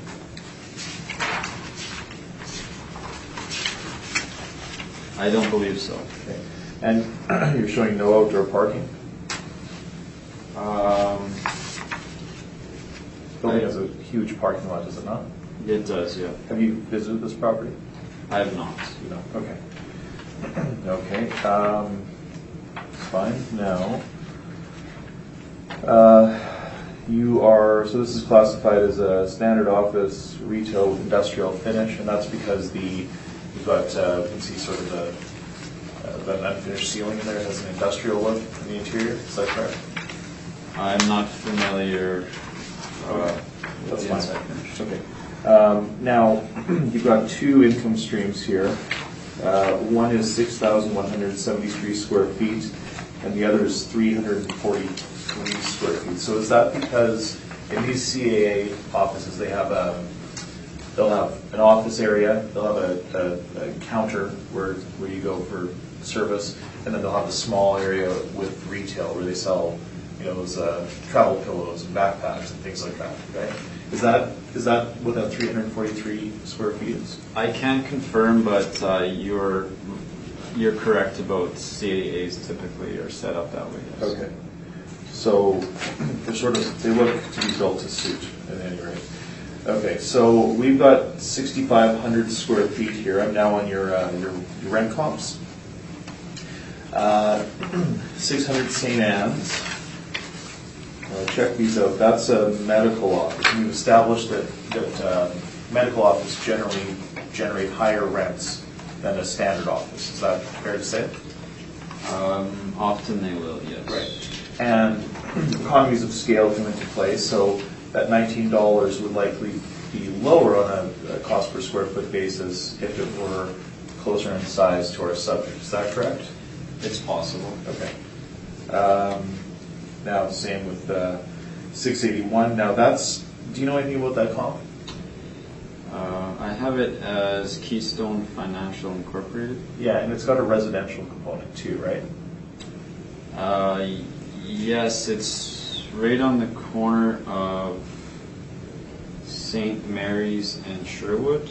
Oh, yeah, no, I went past it. Does it have it has a separate entrance in the back. Is there a suite attached to it? Is it? I'm not familiar if there's a suite or not. Okay. The city assessment records does have 2 income streams though, and it has $105,000 on the residential portion. So I just wonder if we're looking at that rent, does any of that? I mean, does that come with a suite above the office, or it just seems atypical to me? Wondered if you had any information about that. For what I know for that comparable, I would say it's inferior to our subject. It's tough to access because it's next to a one-way street. Do you think St. Mary's is inferior to St. Anne's in general? I would say it's similar. I'm not sure about inferior. Okay. And are you familiar with that block at 131 Provencher? Yeah, I'm slightly familiar. Okay, so that's, just so we're all on the same page, that's basically the base of the Esplanade, and that's, if you think about it, it's right behind the St. Boniface Library, right? Okay, yeah. Okay, and the 2 tenants that are in there, have been there for a long time, are City Financial and an operation called Merit, and I believe that they are the construction or the contractors association, correct? Merit Contractors is what I have. Right. Okay, now, you've got that lease. those are 5-year leases, but both of those, City Financial's been there for a long time. So those are probably not fresh leases. I'm guessing those are step-ups or renewals. Would you agree? I agree that they're not fresh. I'm not sure on the step-up or renewals. And they're also about a third of the size, so economies of scale would likely come into play, would they not? It's possible, yes. Okay. Those are my questions. Thank you. Thank you. Mr. Billick, questions for the assessor? No, I really don't. Okay. Ms. Nesbitt? I do, and I know cap might not be an issue here, but I'm asking about your cap rate, 6.7. Here we have a 6.7 cap on a 1996 building. The last one was a 5.55 cap on a 1998 building. I mean, they're both close to 5,000 square feet, so I was wondering, can you comment on that 6.7 cap? This is relatively new. It's on a good location, lots of parking at this one. So just a question on your cap rate, how that was selected? It's another model-driven cap rate. It's an OFS property. So if we turn to page 10, looking at both Suburban A and Suburban B OFSs, we're still on a little bit lower than the middle of our range there.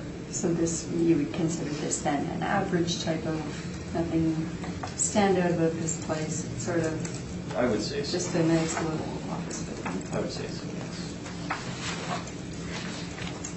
Okay, thank you. There are two premises.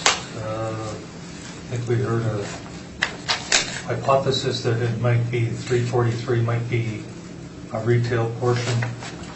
Could it also be that small 2010 addition? Let me check. Or is that too small for the addition that was put on? Or, sorry, 2001, I guess it was. I think we heard evidence of there being a small addition, but I don't think we heard a size. Or Yeah, so 2001 edition. I don't have exact information on what was done or how much square feet was added. okay. But the effect of having a separate premise for that at a higher rate, primarily because of economy of scale, I would think. I guess the effect is, instead of 1847 for primarily all the buildings, 6173, I think it works out to 1874 for 6500. So it kind of boosts it by having a separate premise there? Yeah, so I would suggest we just look at the blended rate. I'm not sure exactly why it's separated out. Typically, the reason why we do this is this other space could be maybe used by a different business, but for this particular subject, it's all used by the same business. So I suggest we just look at the blended rate. So in previous assessments, that's the way it was broken down. That's correct. I believe so.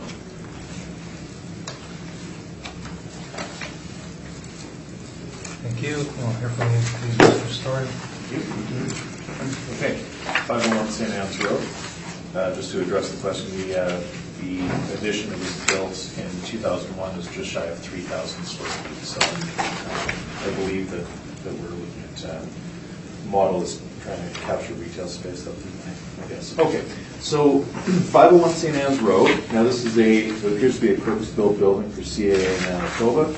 As we mentioned, we have 42 stalls here, so we have ample parking, but I think that relates to the nature of CAA's business. We've got a leasable area of 6,516 square feet, and the city is suggesting a realty assessment of $1,650,000 We are instead suggesting that an appropriate assessment for the 2020 realty cycle is $1,159,000. Okay, so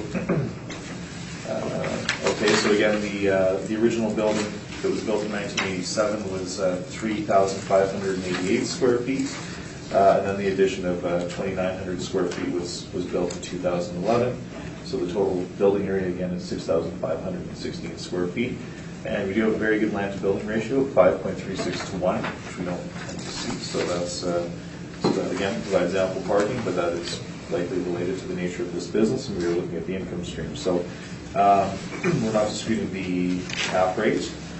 We are instead disputing with the rents. Now the city has taken a total potential market rent of $122,000.65, which equates to $18.73 per square foot. And we are saying that instead a rate of $14 more accurately captures the economic reality of this asset.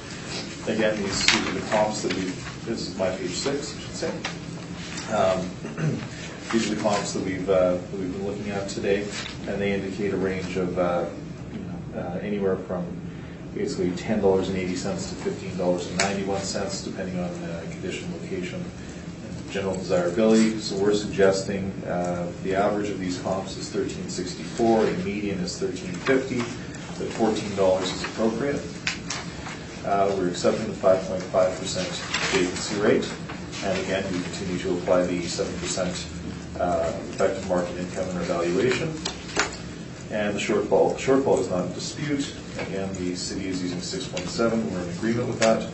So with all these things considered, we're effectively just talking about the rent, and when we apply that rent to our calculation, we come to an indicated market value for the subject of $1,159,000. Thank you very much. Thank you. Mr. Dolinsky, questions for the applicant? Yes, thank you, Mr. Chairman. I'm just referring to your picture, overhead picture, I believe page 3. You mentioned that there's ample parking. I would say it's easily accessible by St. Anne's traffic. Would you agree that this parking would add value to the property? Yeah, we're not disputing that the parking is a benefit to this property, to be certain. Okay, thank you. I have no further questions. Thank you. Mr. Phillick?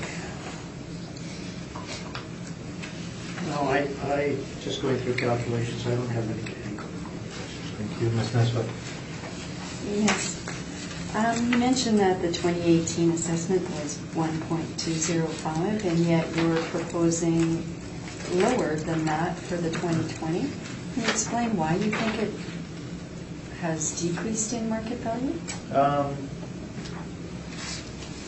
Now, I think it's a decrease in market value. I think that what we're seeing in the office side of the Winnipeg rental universe is that it is more competitive. There's more space coming off the stream, and as these properties age, I don't think that it's appropriate to necessarily think that every asset in the city is appreciating on a steady trajectory over the course of its life. In fact, it's probably quite the opposite. I think as a new product comes onto market, there's some obsolescence that comes with buildings like this. This one particularly, this would not necessarily be an easy conversion for a next tenant. I believe this building to be purpose-built. When you're inside it, you see that it's configured in such a way that it fits the business model of CAA. But I was thinking, who else might be able to sort of fit in there? So I suppose somebody could re-demise that space. Do I think that it's necessarily appreciating in value? No. Do I think that older assets are accelerated, their obsolescence becomes accelerated as a new product comes on stream? Yes, I do believe that. So it doesn't give me pause to see this valuation. But as you mentioned, you believe it's a built-to-suit. I should say too, I'm not sure what our position was on this building in the last cycle. So it could actually be higher. That very well could be. So no, that's fine too. It's a built-to-suit building. I believe it. CAA isn't going away anytime soon. They're happy with this space. They're not probably out there thinking about, gee, we need to build yet another one, right? So, okay. I think they're building them in, my understanding is that there's 3 in Winnipeg. I think there used to be more than there are. Yeah, And I know that there was one in McPhillips, the Garden City Mall. There certainly was one there for a while. And I know that my research led me to believe that the newer ones are at Altona and Brandon. So maybe the market for this type of CAA store might be in the rural municipalities. I'm not sure. Okay. Yeah. All right, it was just a general question. Okay, Thanks. thanks.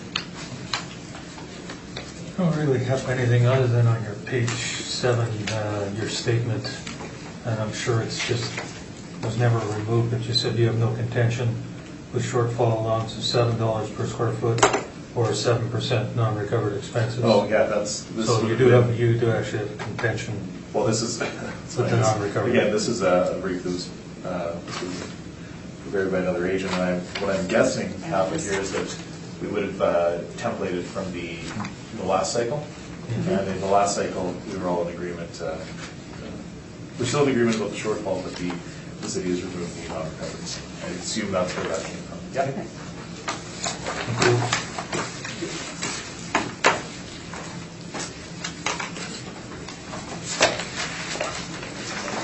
I'm just moving on the assumption that there's no desire for summations on anything. If there is, please speak up. Maybe just in the final wrap-up. Final to wrap it up at the end, dealing with all the properties. The general one, sure. 501 St. Mary's, when you're ready, please, Mr. Sussman. Thank you, Mr. Chairman. File number 19-3637, roll number 08000212500. The address is 501 St. Mary's Road. We have an office building built in 1987, zoning C2. The leasable area is 4,676 square feet. We're asking to confirm the assessed value.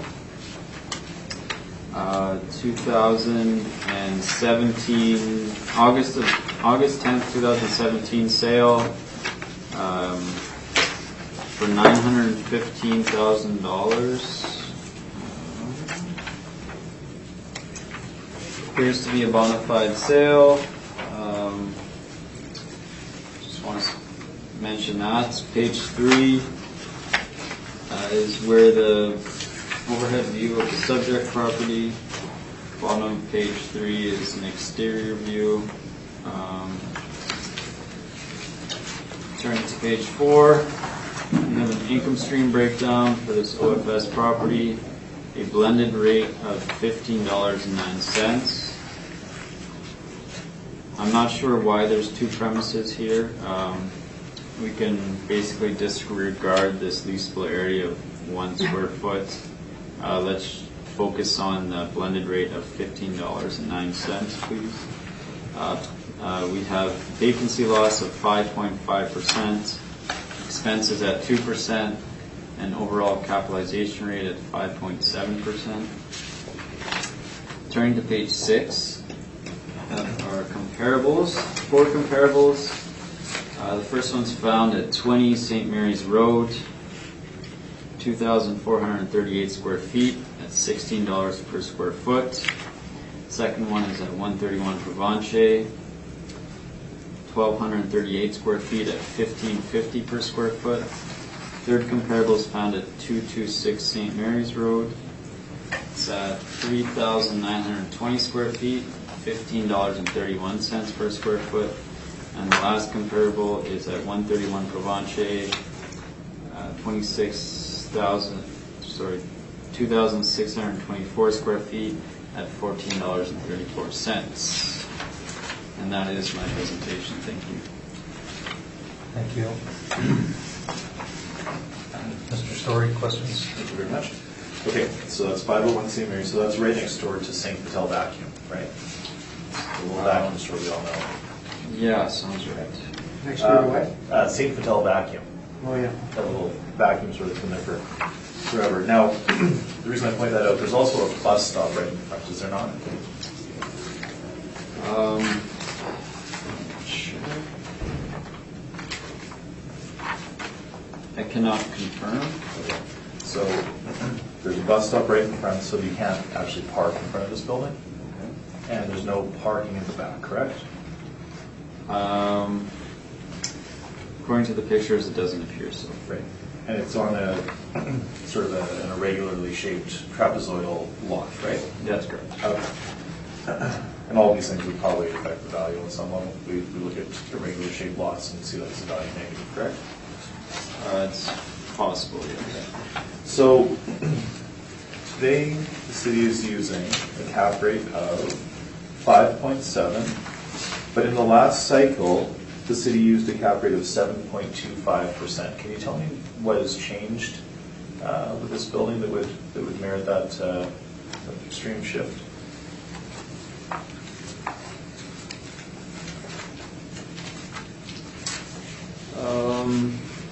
I believe the shift occurred because it was valued as retail, and it's been converted to be used as an office building. These cap rates, this would definitely change the cap rate. Right. Okay. So the last tenant was Biostatic, and they did that was their office where they did customer service for repairs and maintenance on photocopiers, correct? I don't know. Okay. And now it's a financial office. I believe they sell insurance and then maybe mortgage lending or something like that.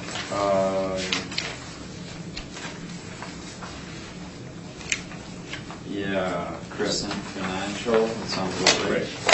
And it looks like two operations, but it's actually it's one group doing both of those. So it's not, the cap rate hasn't changed because it went from single tenant to, that wouldn't have triggered it. It has to do with the fact that the city was saying that Biostatic was a retail space, and now this financial office is an office space. That's what precipitated that change from 5.7 to 7.25 to 5.7.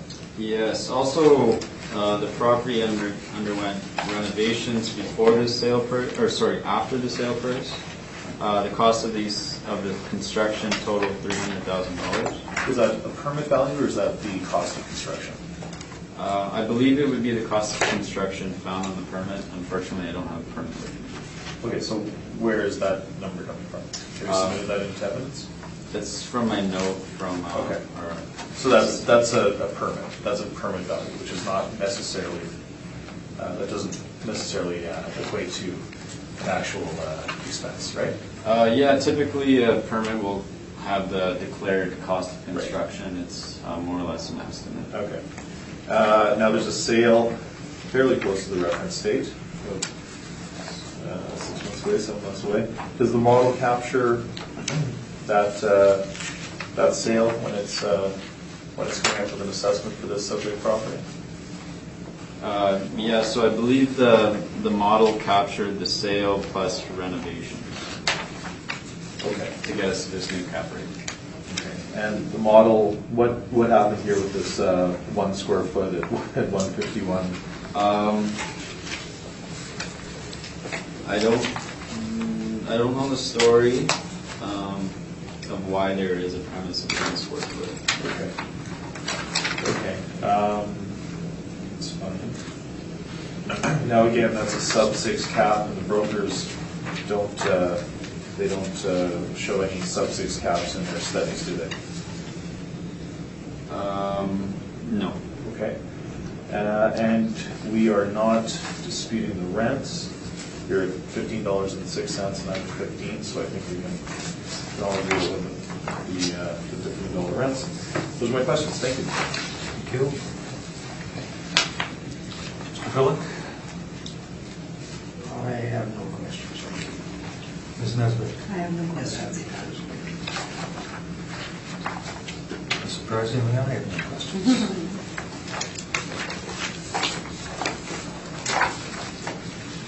So when you're ready, Mr. Story, we'll hear from you. Thank you. Okay, so we're at 501 St. Mary's Road. We have an office building. It was built in 1987. We've got a gross floor area of 4,911 square feet on an irregular site with a site area of 6,347 square feet. We have no parking, and again, we're right on a bus route, so we don't have parking in front of the building or behind the building. The city is suggesting an assessment of $1,115,000, and we're requesting that that be adjusted to $921,000. Now again, this is the west side of St. Mary's Road between Vivian Avenue to the north and Essex Avenue to the south. Again, it's right next to the vacuum place, very close to Midland Appliance, that big blue building, as well as the St. Patel Hotel. Okay, so we are applying a overall rent of $15. That's not, we're not contesting that. What we are, however, contesting is, of course, the non-recovered expenses, as we've mentioned, as well as the cap rate. So for this asset, we are suggesting a cap rate of 6.5% is more appropriate. That's more in line with the market reality. That's in line with the previous assessments of this property. And it's also in line with the cap rates that have been used in the past. I would suggest that there hasn't been any massive changes that would warrant an adjustment from 7.25% to 5.7%. So we instead are using a cap rate of 6.5%. And for the purposes of this assignment, we come to a total value of $921,000. So we would respectfully submit that the value should not exceed $921,000. Thank you very much. Thank you. Mr. Galinsky, questions for the applicants? Thank you, Mr. Chairman. I noticed that there's some billboards on top of the subject. I believe that billboard is attached to the, it's not theirs, it's not on their income stream, they're not generating extra income from that billboard. I think it might actually be, have you been there, by the way? No. Okay. I'm almost certain that it's attached to that vacuum store, which doesn't appear to be open anymore. I've been there before. There's a house attached to the back of it. There's a residential side to this vacuum store. And I think that perhaps that vacuum store is staying open to generate that sign. I believe that that is going to be vacuum store owner. Says keep your keys safe. What's that? Says keep your keys safe. Keep your keys safe? Yeah, that's probably a Pattison Outdoor or CBS, I'm not sure. But yeah, I believe that income is going to be to the vacuum. Yeah. Okay.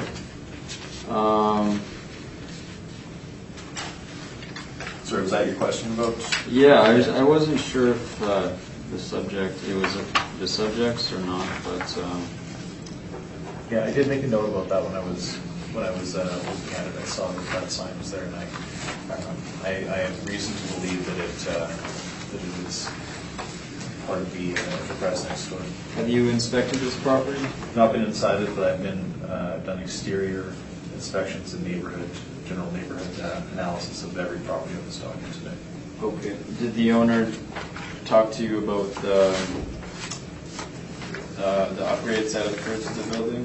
No, I'm not aware of upgrades. I think that they probably would have refinished the space for the new tenant. I know that it's one tenant who's running two different.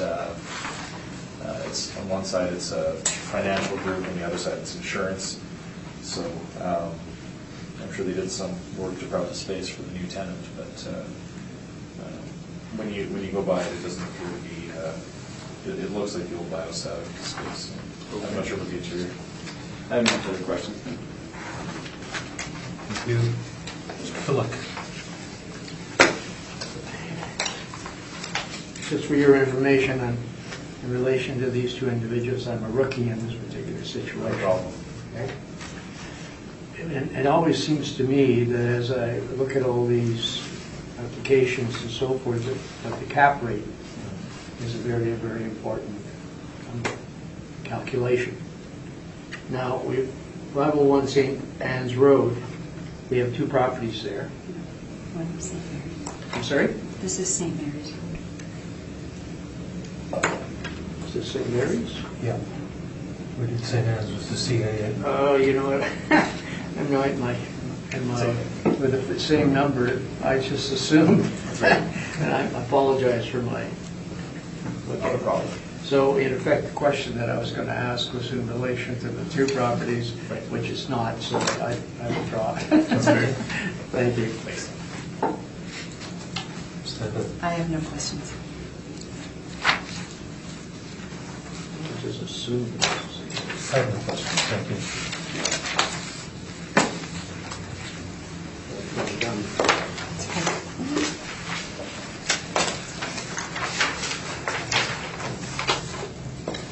Okay, next we'll deal with 554 St. Mary's.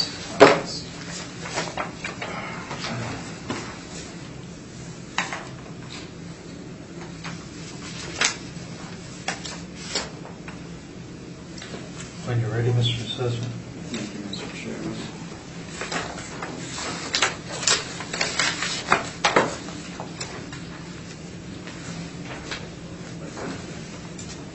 Okay, thank you. So, file number 19-2800, roll number 18000483000. The address is 554 St. Mary's Road. We have an office building, zoning C2,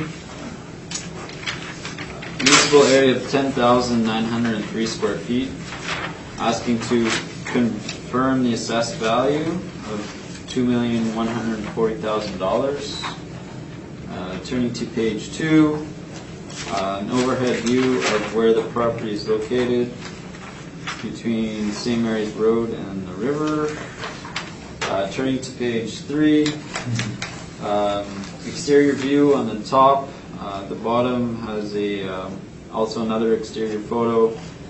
It's got some parking on the bottom with scenic views of the river. Turning to page 4, interior photos. We can see it has superior finish, glass offices. We have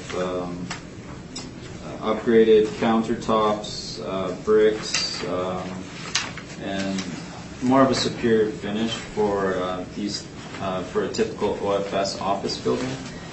Turning to page 5 is the income stream breakdown. The premise areas show that we have normal office rate, and we also have a C9 basement leasable rate. The blended rates together comes to $14.62. The vacancy loss is at 5.5%, expenses at 2%, and overall capitalization rate at 6.7%. Turning to page 7, 5 comparables. First one's at 20 St. Mary's Road, 2,438 square feet at $16 square foot. 131 Provencher, 1,238 square feet at $15.50. 226 St. Mary's Road, 3,920 square feet at $15.31. 131 Provencher, 2,624 square feet at $14.34, and the last one is also at 131 Provencher, 10,027 square feet at $14.12. And that is my presentation. Thank you. Thank you. Mr. Stewart, questions? Yes, thank you very much. Okay, so this building was built in 1934, but the city has the effective year built as 2005. Now, is that because of the quality of the interior finish and the decorating, effectively?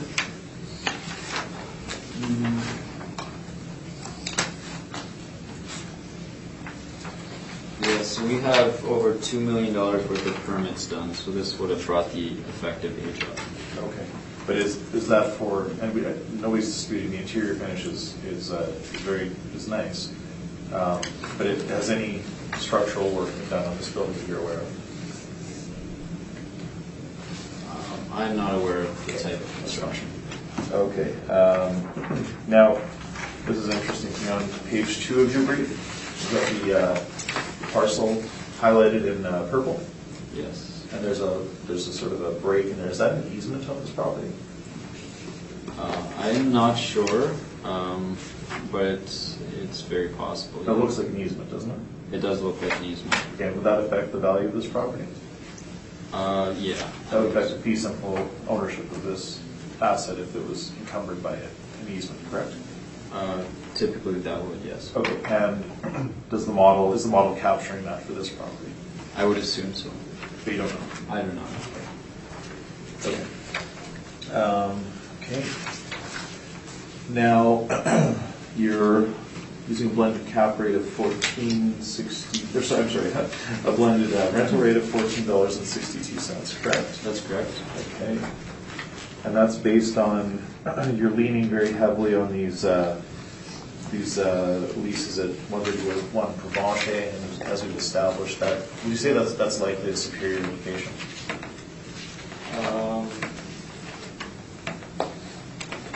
I don't know about Superior, but Basically, Esplanade is close to downtown. It's in St. Boniface, right behind the library, I guess it depends. versus Way Park and St. Hotel. It might be slightly superior. Okay, that's fine. And we've got a, I like that comp at 131, it's at $14.12 for 10,000 square feet.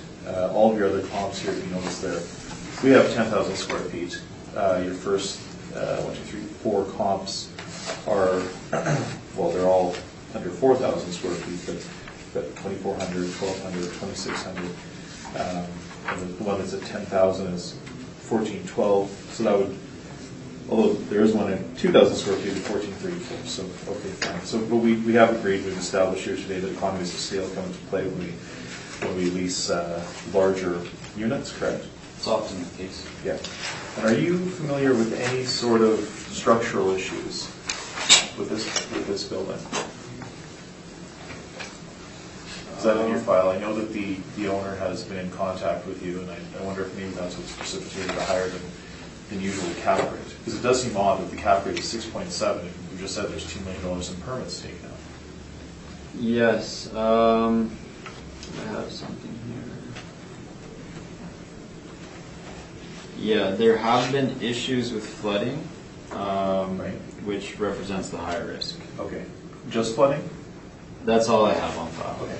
And you're aware that riverbank is not stabilized, and the basement portion is effectively sloughing into the river.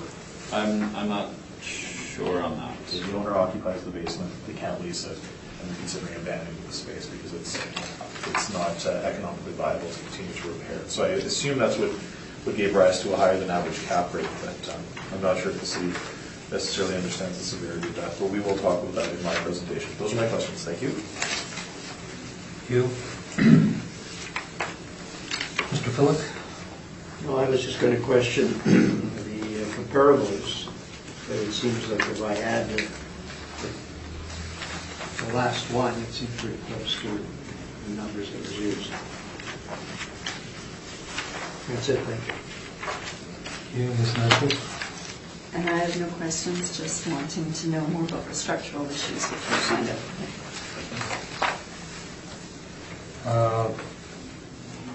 You don't have the permit information with you, I do not. so you can't tell us whether there was any structural work done, whether there was anything done to the envelope, whether there were new windows, anything of that sort?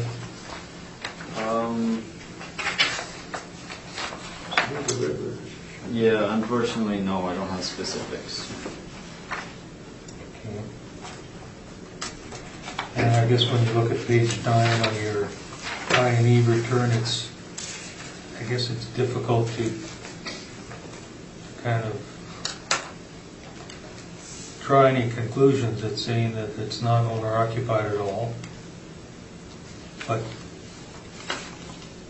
shows that Sherwood Sherwood is the owner in their basement, and then the Exchange Group, who are an accounting firm, on the main floor. Yeah, they own it. Sherwood owns it. It's the old, they redeveloped the property for Exchange Group. And unfortunately, So WRK Trading is also Sherwood? No, WRK Trading is that's Exchange Group.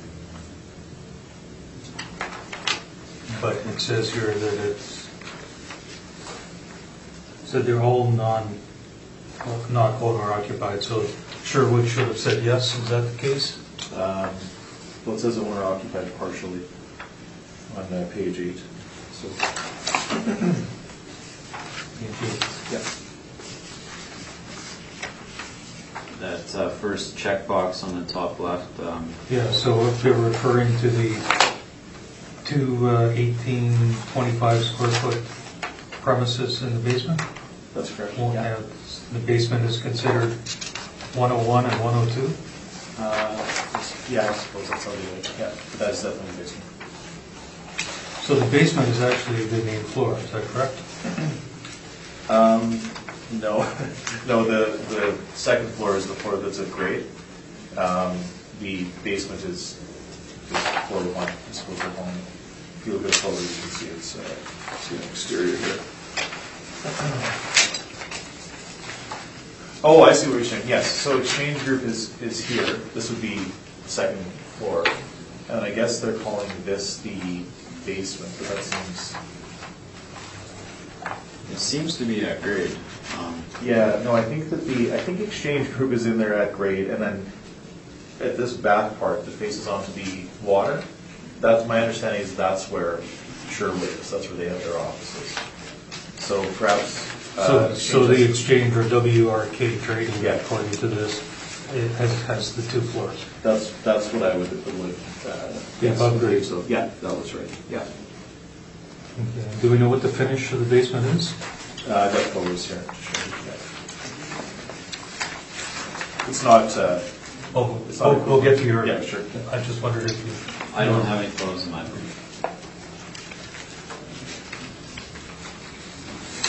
Okay, thank you. Now we'll hear from you, please, Mr. Story. Thank you very much. Okay, 554 St. Mary's Road. This is so inclusive of the basement, we have 12,549 square feet. Now this building this is the old Sherwood Developments building that was rehabilitated I believe it was in 2010. Let me just check on this. 2015, okay. And as a result, the assessor has placed a variant of 2005 on this building, though in the past cycle it was 1996. So I assume that this building has been inspected by the assessment department, and they've applied an age variant to bring it up from its original age of 1934. My understanding is that the foundation and the general bones of the building are still from 1934, but again, there has been work done here to get a new tenant, who is the Exchange Group.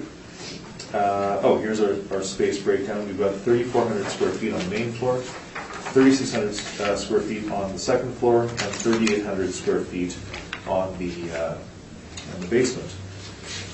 Okay, we've got 18 surface stalls on the north side of the building. Now, we do generate some income from those stalls, so I have included that in my calculation. Okay, so now the city is using a blended rate. Now the city is using a blended rate, but they're not necessarily using a discounted rate for the basement, which is generally appropriate. Generally, we see a rate of roughly half for basement space and offices.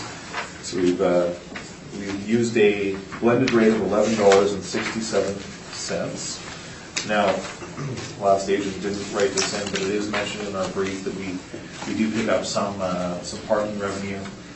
We stabilize that revenue as $5,760. We've used a capitalization rate of 7.5% based on the structural issues that we're experiencing with this asset, which gives us an indicated market value of $1,595,439.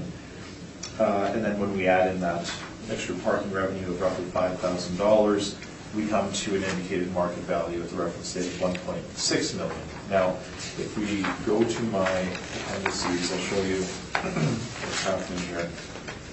And I believe the city is aware of this, and we're aware of it, but one of our agents, this is page 18 of my brief.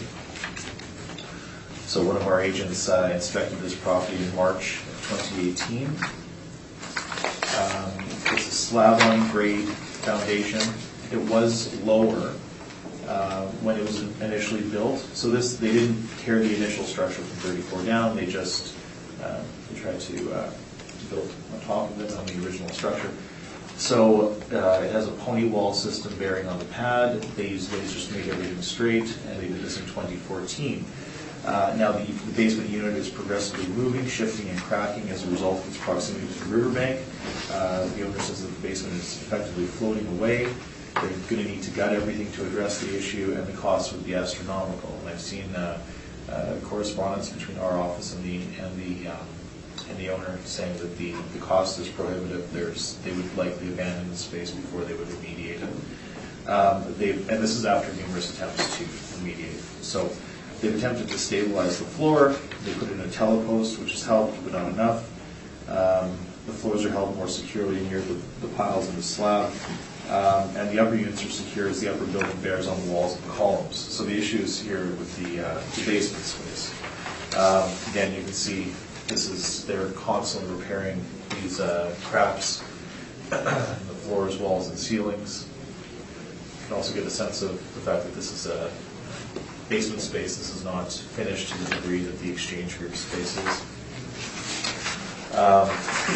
They went under the floor to show the slab is lifted here, and there's just to give you a sense of what's going on. Okay, and then an email to Carrie Reimer saying from the owner, please take a look at the photos from our office. The movement is increasing very rapidly. We had the entire office patched and repaired late last year.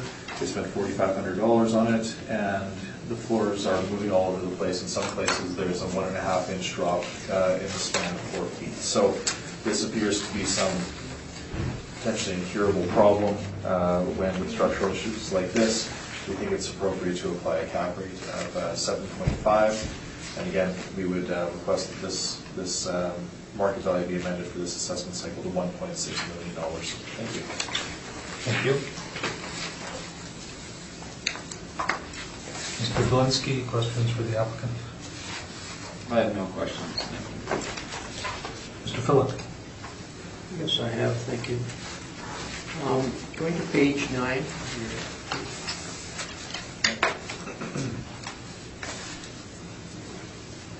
I'm sure you can understand. When I look at the city presentation, it shows a total of 10,903 square feet. Okay. And when I look at your numbers here, it says 11,543. Right. Well, we're a higher number, but we're using that from the, just double check, but I believe that number to be correct.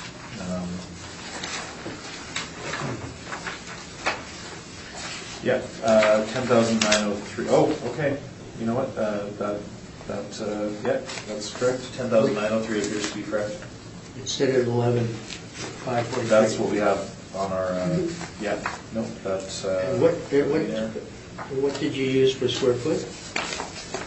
We used, just double check, I think it's, cities at 1462, and I think that we are at, if I'm not mistaken, 1167. Yeah, I thought it had to be around $11. 1167, yeah. And that 1157 is because 67, sorry. 67. Yeah. That's because of the condition and because. Well, that's a blended rate over the basement and the main floor. Now the basement is not leasable, so we're. The basement is being. Sherwood has that office. Yeah, they're occupying it, so they're not bringing it to market. But I guess the easiest way to think about it is let's assume that let's take the structural issue for a moment. What would the market bear for a basement office, so we apply a rate. And we capture the structural issues with an adjusted cap rate. So the city has used 1230. The city's at 1462, I believe, as a blended rate. Well, blended, but when you took the basement, you Right. have 3,850 to use 1230.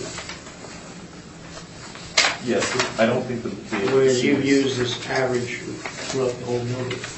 Well, we're saying that typically a basement unit is going to lease it roughly half or so of what a main floor unit would lease for. It's less desirable to be in the basement than on the main floor. So when we apply our rate to the main floor and the basement, and then blend that over the entire leasable area of the asset, we come to a blended rate. It's much the same as what the assessor's done. But the accounting firm is paying $15.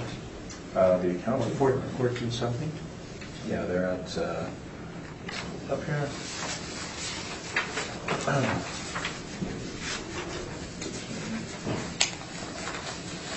They're at 1350. 1350? That's correct.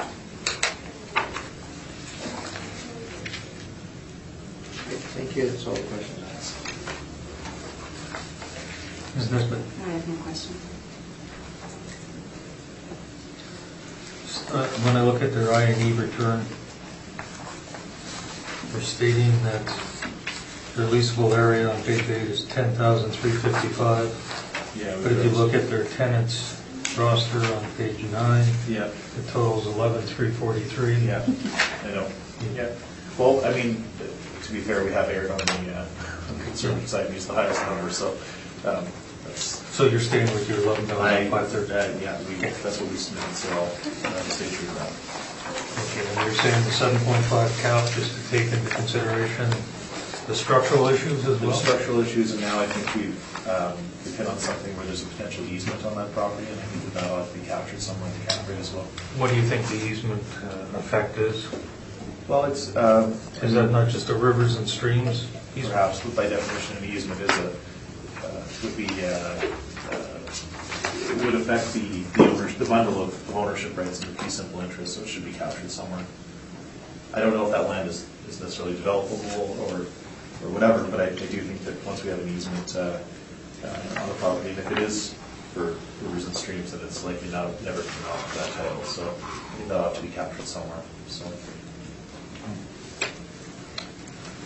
Thank you.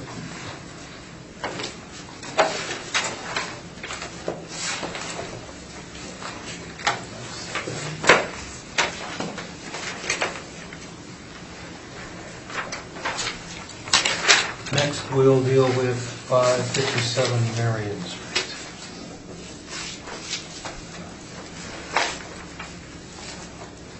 You ready, Mr. Assessor? Thank you, Mr. Chairman. File number 19-3071, roll number 06030833000. The address is 557 Marion Street.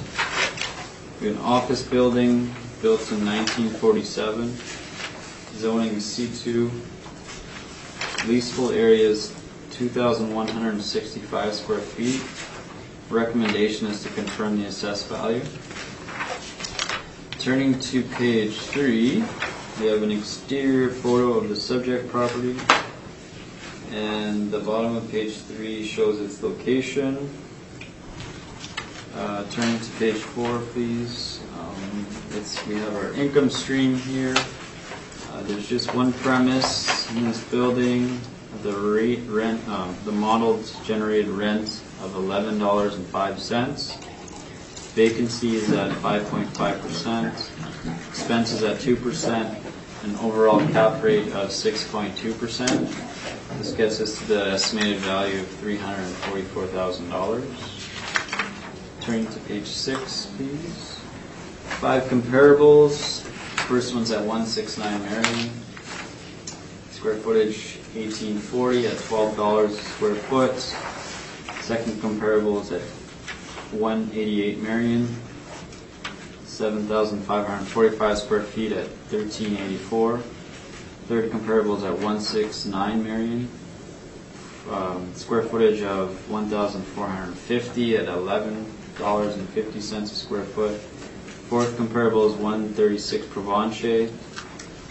Square footage is 1,242, generating a net per square foot rate of $13. And the last comparable is also at 136 Provencher. It's a 403 square foot premise at $12. And that is my presentation. Thank you. Thank you. Mr. Story, questions for the assessor? Have you visited this property? I have not. Are you familiar with this area? Generally. Generally? It's Marion and Archibald, correct? Yeah, it's not right on the corner, but No, close. it's very close to the corner.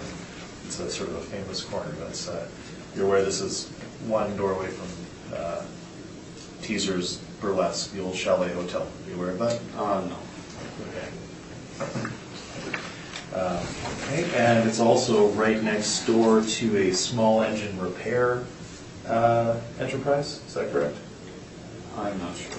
This is the fellow, if you know this area, that's got about 100 lawnmowers on his property. Okay. Okay.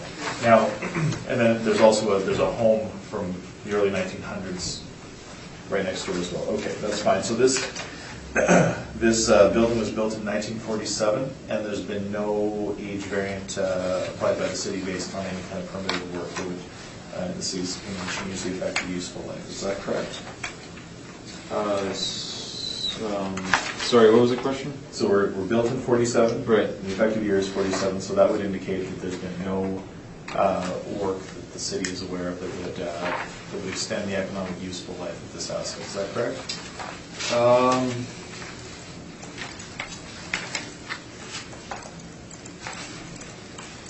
I have a permit effective January 2nd, 2018, but I do not have the details on it. So I do suspect there was some upgrades.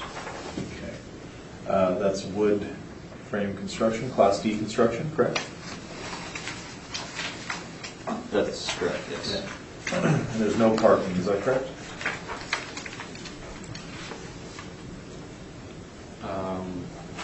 I'm not sure if there's parking in the back. There is. Okay, so there is parking in the back, but this is interesting. If you go there, it's very, very difficult to access the back lane to this parking lot. I ended up in the church parking lot. I think I had to get through and I had to do a U-turn. But the only way to actually access this back lane is by going through the lane at Teaser's for the Chalet Hotel, or going about 2 blocks away and then turning. Are you aware of that? Yeah, looking at the photo at the bottom of page 3, I can see the access to it. Safe to say it has some access and egress problems, correct? It's a little bit tight, yeah. Okay. And that would, if you were a potential purchaser, would that give you confidence, or would that give you a sense of uneasiness? It would be a little bit of a problem. Would be a problem. Okay, fair enough. Now, let's see, you're using a rent of $11 per square foot. Okay.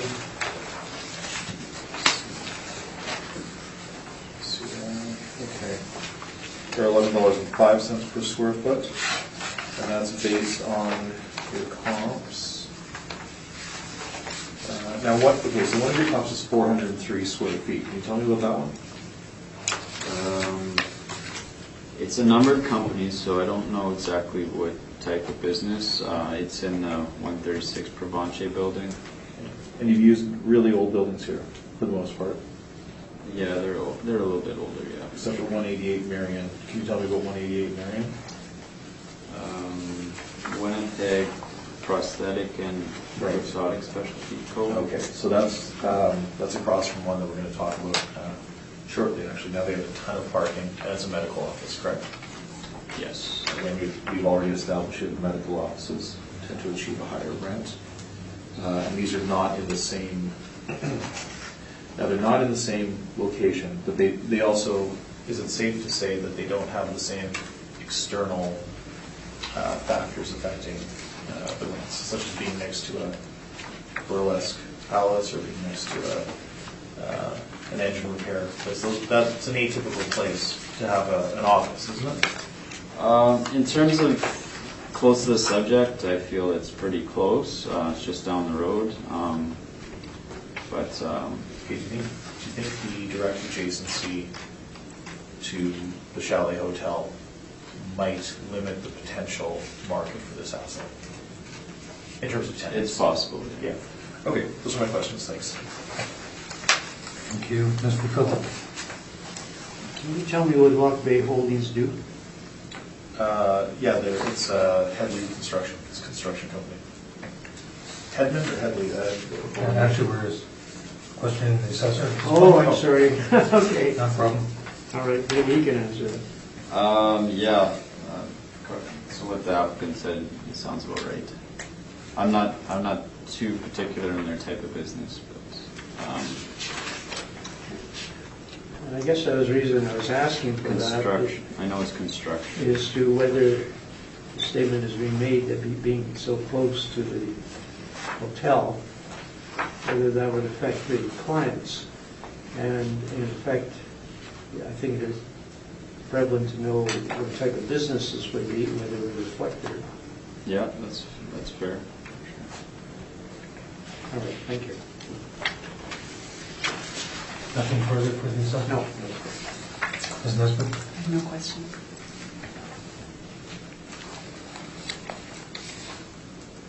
Do you know how much parking is at the rear of this building? I don't know. The best photo I have is the bottom of page 3. It looks like a fair amount of vehicles could be parked there. Yeah, 3 to 1 plan Yes. at the building, so.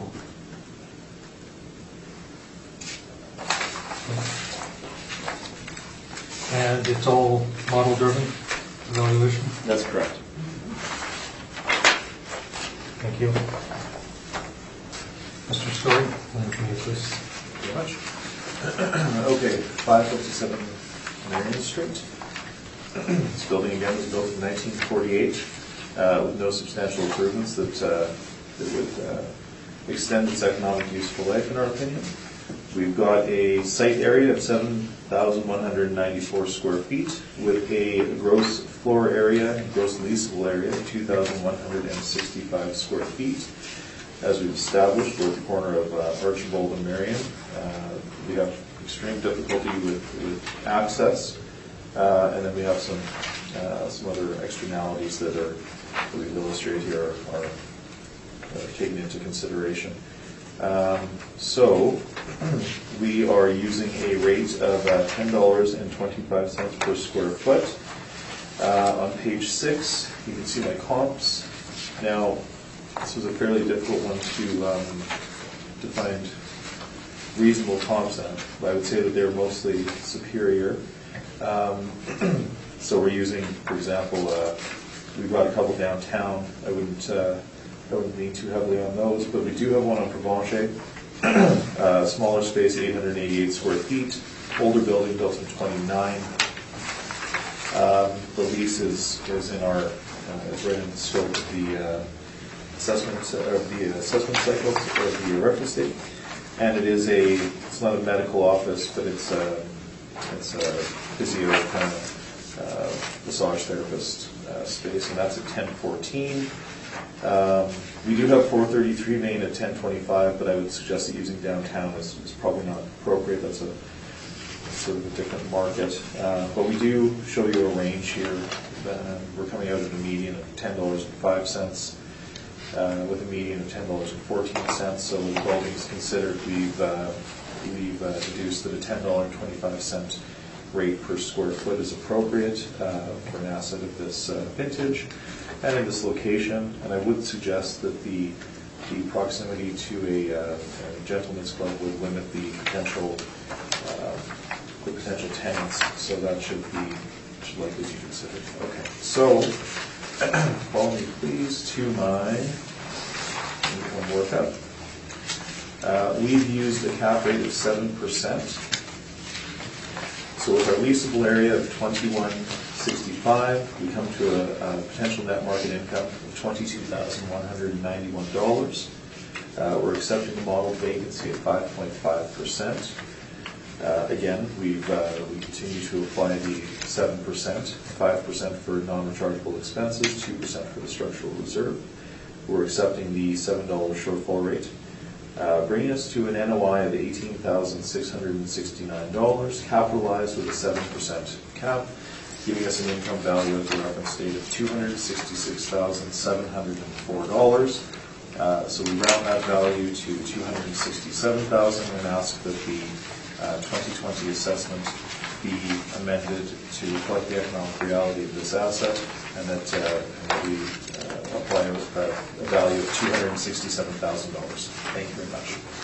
Thank you.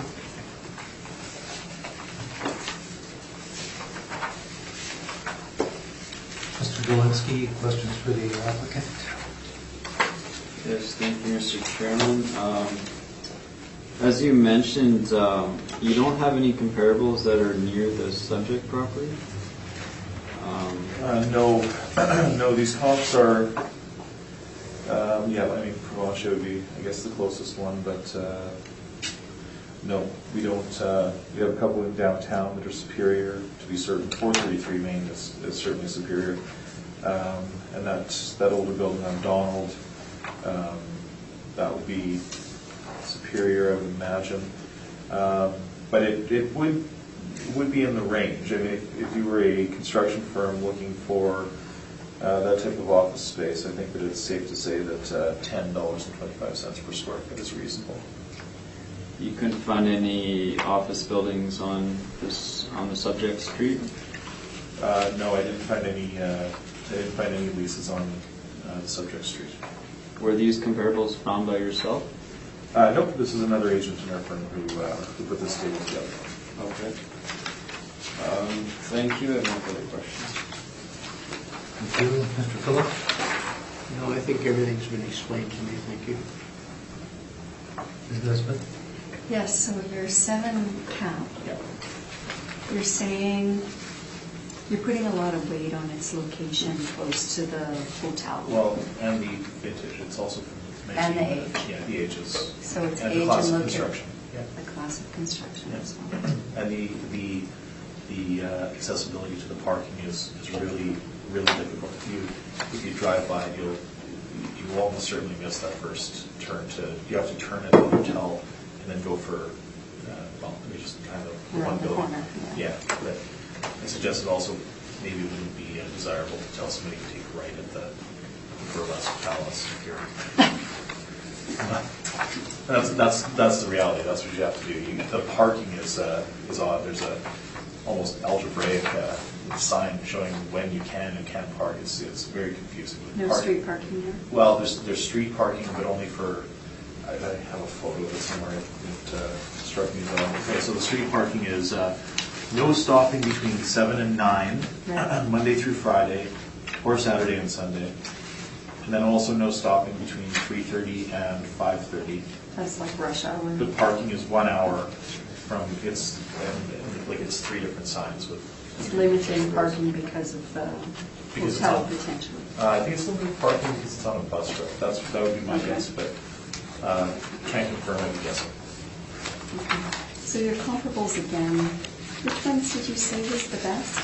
Well, I'm looking at the market. If I have a construction kind of office, I'm looking around and saying, well, I'm not paying $14 a square foot because I don't need a generally high degree of finish. I need probably regular kind of office space. So in terms of my best comps, well, I guess Provencher might be the best one. Although I will say that 207 Donald it's similar in terms of its vintage. I don't believe it has parking. 4,600 square feet is a little large. It's an older building. It's generally unimproved. So, but it's in downtown. 207 Donald, was that a former building owned by the province?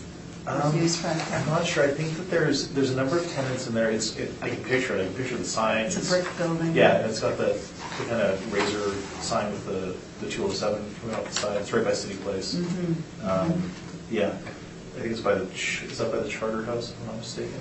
It's in that general kind of range. So, yeah. But it's downtown. Then. It's downtown, yeah, to be certain. I'm surprised it's only got a $9 rent on it. Older buildings, right, Yeah. with new stuff coming on the street, And- it's competitive pressure. And Marion, of course, it's two-way there, is it not? Marion is two-way. Yes, it is. Okay. Yeah. Did you look to Goulet, see? No, Or- that's a good point, but Goulet, Goulet has the new, it's just down the next one we're going to talk about backs onto the new access center on Goulet, so it's just there, but no, I didn't. Okay, that's fine. Okay. Obviously, you didn't. Yeah. Thank you, that's all. Could I just carry on one further with the parking? Sure. Do you know whether the parking is just exclusively used by the tenant, the owner? Yeah, they're not So it's charging for parking. It's from the. No, but what I meant is for business. Oh, are they charging? No. Are the clients actually parking there, or there's a parking on the street? Oh, I got it. All the parking that is there probably is just by the tenant or Right. his employee. I would imagine, but I'd be guessing, I'm not sure.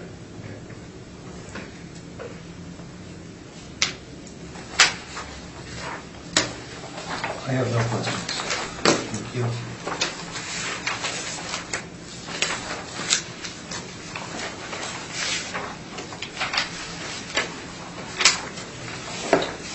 That'll bring us to 169 Marion. So when you're ready, as for the assessment, everything in place. Thank you, Mr. Chairman. File number 19-2574, roll number 06090809100. The address is 169 Marion Street. Have an office building. I believe the effective year built would now be 1989. Leasable area 4,400 square feet. Recommendation is to confirm the assessed value. Turning to page 2, please. So under the subject sale history, we have a arm's length sale that occurred on May 9th, 2016 for $657,000. Turning to page 3 is a photo of the subject property, and on the bottom of page 3 is where the parcel is located. Turning to page 4, please. An income stream breakdown.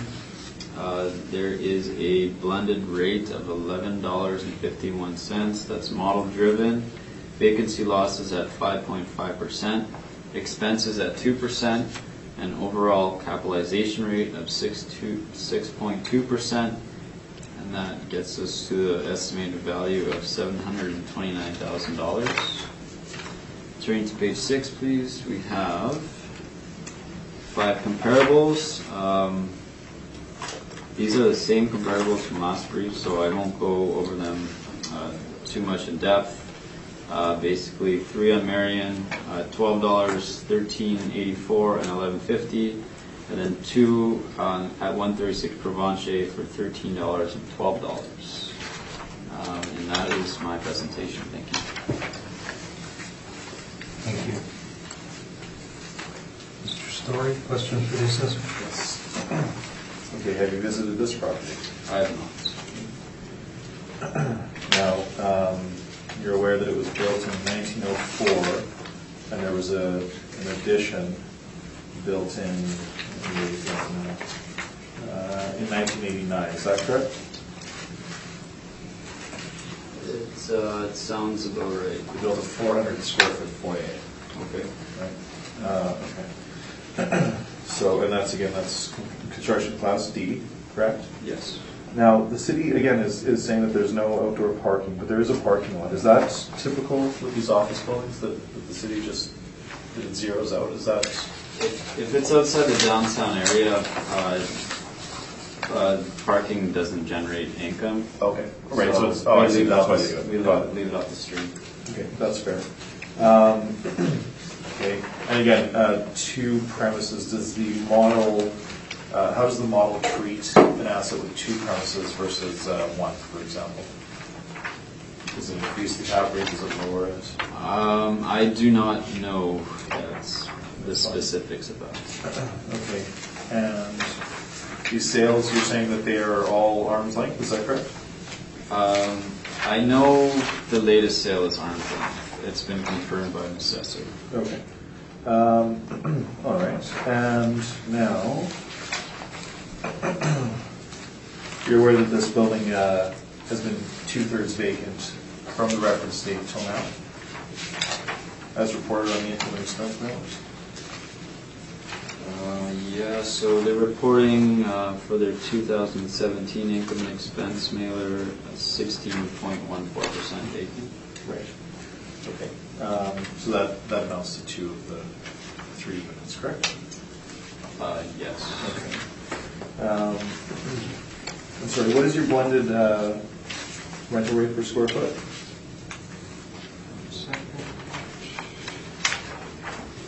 $11.51.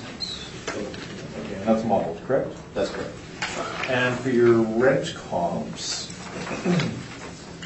did you choose these yourself? I did. You did? Okay. So now, the first rent comp is the subject property, correct? Oh, it is. I missed that. Yes. Okay. So it's safe to say that the comp one has 2/3 vacancy in it, so that rental rate is, it's interesting because, would you say that rents are a function, rents and vacancy are sort of a function of one another? Pardon me. Sorry. Can you repeat that? Rents and vacancy, they're sort of, they're functions of one another, where it's almost, it doesn't tell us much to see what the rent is if we don't know what the vacancy in the building is, do we? I'm not. I guess it depends. I don't know if I can If agree it's with 2/3 that. vacant, then it doesn't really, like, that might not be market, right? Market might be lower. That's just the point I always think. It's possible. They're 5-year leases, so I'm not sure the 5-year history on this particular Fair building. enough. Okay, so that's the subject, so we'll put whatever weight we will on that. Now, 188 Marion is a prosthetics and orthotics medical clinic, correct? That's correct. Yeah. Okay, and we've established here today that medical offices generally generate a higher rent. It's also 4 times larger than the subject, and it has a huge parking lot. Are you aware of that? 188 Marion. Yeah. I am not aware how big the parking lot is. 3 different entrances for patients. Okay. Yeah. It's a much newer building, correct? Yes, it is. Okay. Now, comp 3 is the subject again. Yeah, we can disregard these subject comps. Okay, but you did pick these yourself. Yeah, I didn't. I must have missed the address. I didn't realize. Okay. Okay.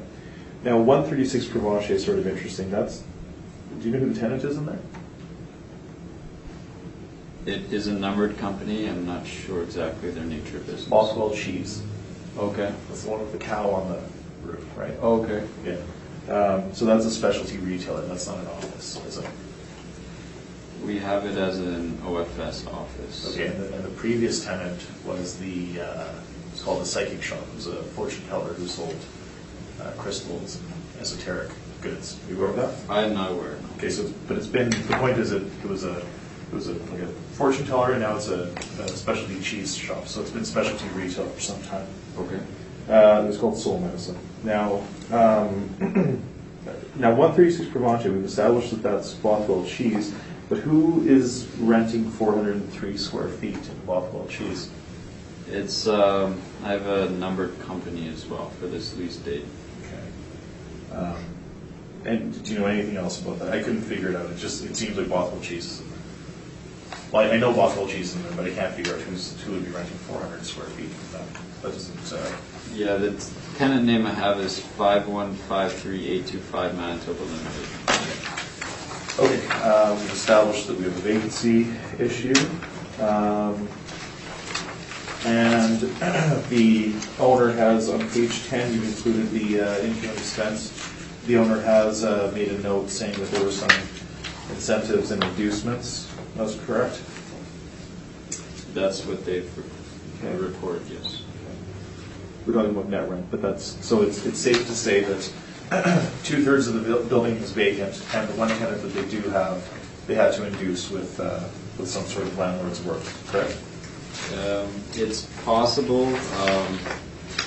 I don't know the accuracy according to the notes. Okay, that's fair. Those are my questions. Thank you. Thank you. Philip? I have no questions. Isn't it? Yeah, I'm just looking at the I&E that you've included on page 7. They report vacant space 16.14%. Right? Am I looking at the right thing? Yeah, that's 2017? That's what they're Year ending? June. June, okay. So to make you aware that they're reporting. Yeah. Got it. Got it, sorry. Okay. On the cap rate, looking at your previous property of 1947, this is 1989, they both have a 6.2 cap. Can you explain the factors that have gone into this cap rate on this property in 1989? I know there's age breakdowns, is there square feet breakdowns, is there location breakdowns? Yeah, I believe all that is taken into account Okay. for a cap rate analysis. Oftentimes, buildings that are in similar location will fall into similar cap rates, Okay. and then there'll be small adjustments based on the age and different location. There were no adjustments to this property, it's all metal? As far as I know, yes. And did you inspect? Based on the year, no, Did you inspect the I've not property? been to. Thank you. No. Nothing correct? No. So the vacancy is 5.5%, that's model driven. That's correct. And the vacancy in this property is, as of the reference date, approximately a year. The units are vacant. At what point would there be recognition for additional vacancy over and above market?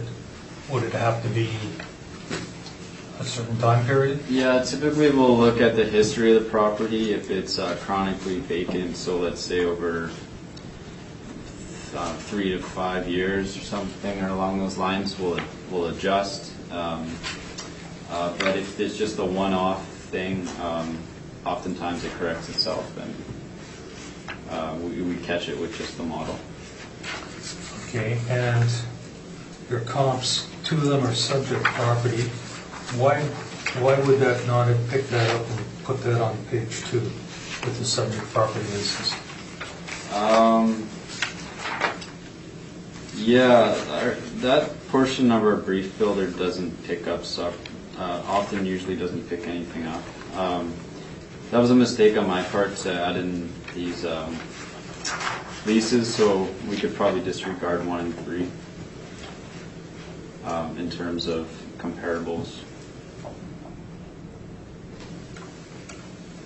But those are the actual leases in place for the subject, is that correct? Yes. Or were, I guess one is vacated? Yeah, according to the INE. That would have been the one, I guess it expired in 2017. Yeah. And wasn't renewed. That seems to be the case there. Okay, but the first one is still in place, so that would be a valid. I believe so. All right, thank you. Mr. Story? Thank you very much. Yeah, okay, so, excuse me, 169 Marion Street. This building was built in 1904, but they did build this, let's see, see here, this is what we're calling the foyer. This was built in, it was in 1989. The city is applying a variant of 1972. We looked at it as a building proposal from 1904, save for the foyer, which was built in 1989. I was inside that foyer space. It's quite nice, actually. So it's a two-story building. The city is suggesting an assessment of $729,000. We are suggesting that the realities of this space would dictate to us that a value of $580,000 is more appropriate. So we have 1,632 square feet in the basement and on the main and second floors. In 1989, they added a one-story addition consisting of 405 square feet. And again, we've got a 4,400 square foot leasable area. The site's rectangular in shape with a total size of approximately 5,666 square feet. It's zoned to C2, and it's one building off the corner of Kenny and Marion, and it does have some parking in the back. Okay. There's also street parking right out front as well, where I parked when I went in.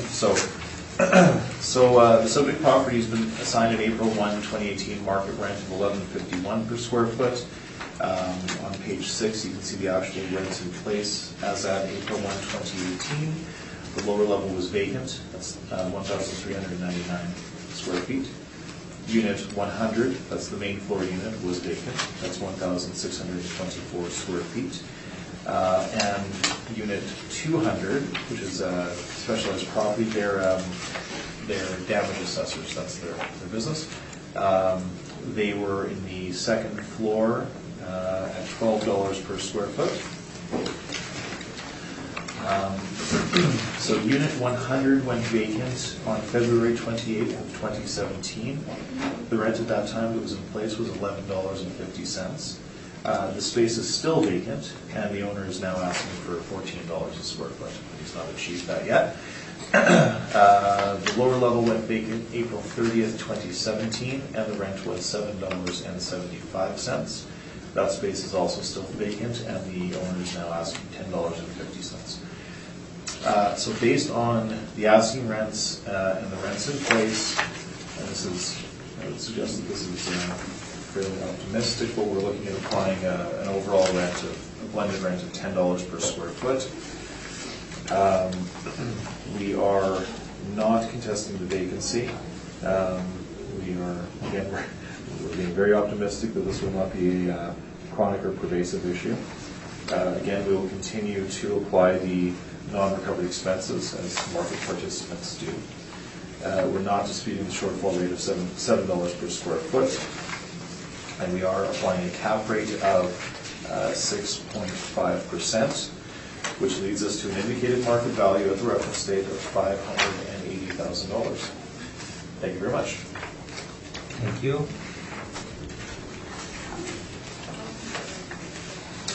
Mr. Galinsky, questions for the applicant?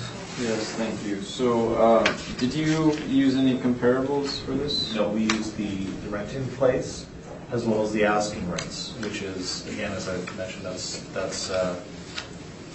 probably higher than what we'd come to if we found rent comps. But we're optimistic. The building is well maintained, so we're cautiously optimistic. So that's how we've approached this exercise. And what cap rate are you asking for? 6.5. Okay, and what was that based off of? That's based on the fact that this is an older building. We don't see, again, our cap study indicates to us that suburban office buildings, whether they be Class A or Class B, range from 6.25 to 7.5. So with a building of this age, the majority of this building, now I know the city has it as two different buildings, but one of those buildings is a 405 square foot foyer. It's a new entrance. That shouldn't change that shouldn't adjust the age variance to 1972 on the entire building. Now, it is well maintained, but the fact of the matter is it's wood construction. It's from 1907. And so we've adjusted it up 25 basis points from our baseline of 6.25, and that seems appropriate. Okay, thank you. And then, do you know how many parking stalls are behind the building? Or how many cars can park back? No, but I think it's, well, you do a quick kind of, I mean, maybe, I don't think it would be 10, maybe 8. Okay, do you agree that it has pretty decent access? Yeah, it's got a great location. I think it's good. The street parking is tricky. I can tell you that firsthand. But it does have good access. Now that back lane has become a lot busier since the addition of the access center on Goulet. That's the Winnipeg Regional Health. That's a new big development. So we back onto that lane that we share with them. So yes, it has good access. But we do have a vacancy issue that we've indicated. So Okay, and that back lane, is it paved? it's paved, yeah. And the parking behind the building is paved as well? It's a paved parking lot, yeah. Okay, I think you have no further questions. Thank you. Mr. Phillip? On page 6, when you did your market rent Yeah. calculation, that was done quite well. Little confusion. Okay. The city is using 4,400. Your calculations at 4,863 square feet. Then, when you did all the calculations, you got an average of $9.22. Then you said, I'll use 10,000 at 4,400 square feet. We're using $10 at 4,400 square feet. Yeah, I can see what you're saying about the square footage.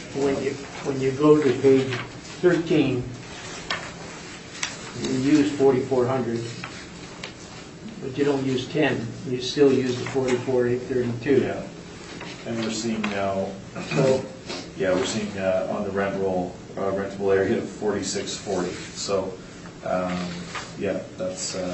I think sometimes over time when people redemise space or they recalculate it, that can happen. Yeah, I can understand. Yeah. So did you want to use 44,000 even, or leave it at the 44,832? Well, I'm going to use what we have in our income because I believe that's only fair. So we'll use the 4,400. No, you got 44,832. In the actual workup, page 13, we've got 4,400. Yeah, but the $10 times 4,400 would come to 44,000. You still have 832 on. Right. No, I will stick with what I have on me. Okay, just wanted to check. Yeah, that's a good point. Thank you. Ms. Nesbitt? I have no question. I do have a question. On your workup on page 6, Yep. first thing that jumped out to me based on your asking rent, your second chart, Second, sorry. that's the second chart, middle chart. Oh, okay, yeah. Based on the asking rents and rents in place. So this one, you've got $14.01. Yeah. You've got $12. You've got $10.50. How can that average to $9.22? It can't. So if you add the three market rents together, I come to $59,522. Divide that by 48.63, I come to $12.24 a square foot. 1 second. Okay. Yeah, I see where the 921 comes from. Okay, so hold on. Let me just do a quick calculation here. Well, you take a total of 44,832, divide by Total of 48,63. 44,832 is not the total of those three those three numbers. Oh, yeah, that's correct. Yeah, it is. Oh, yeah, right. Yeah, no, that's right. And then if we divide that, whatever. Yeah, that you were correct. That comes to $12.24, right? Right, and the same as the first chart Yeah, would come that's to right. $10.61. Right. Okay. Yeah. No, that's fair. That's a calculation error. I still would maintain that a rent of $10 per square foot is reasonable, but you're absolutely correct. That's a calculation error. Yeah. Well done. Yeah.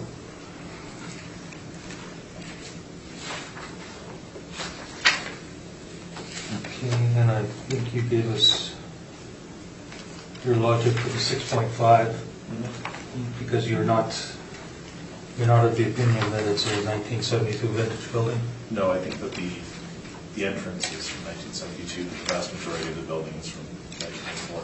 Now it's been kept up. It's a a very nice building, actually, but it's the bones of the building, the foundation, the envelope vault is from 1904. So if we start at 6 1/4, then it seems appropriate to adjust it upwards by 25 basis points. Thank you. That is the last property. Do you wish a summation for overall the docket that we dealt with today? I'm okay, thank you. Mr. Stewart? I just want to thank you for listening to our position, and I would like to point out that I think the modeling doesn't necessarily capture the market realities. I think that when it comes to things like market rents and cap rates, it's important that we look at the site-specific analysis, and thank you for the opportunity to share my evidence with you today, and I hope that you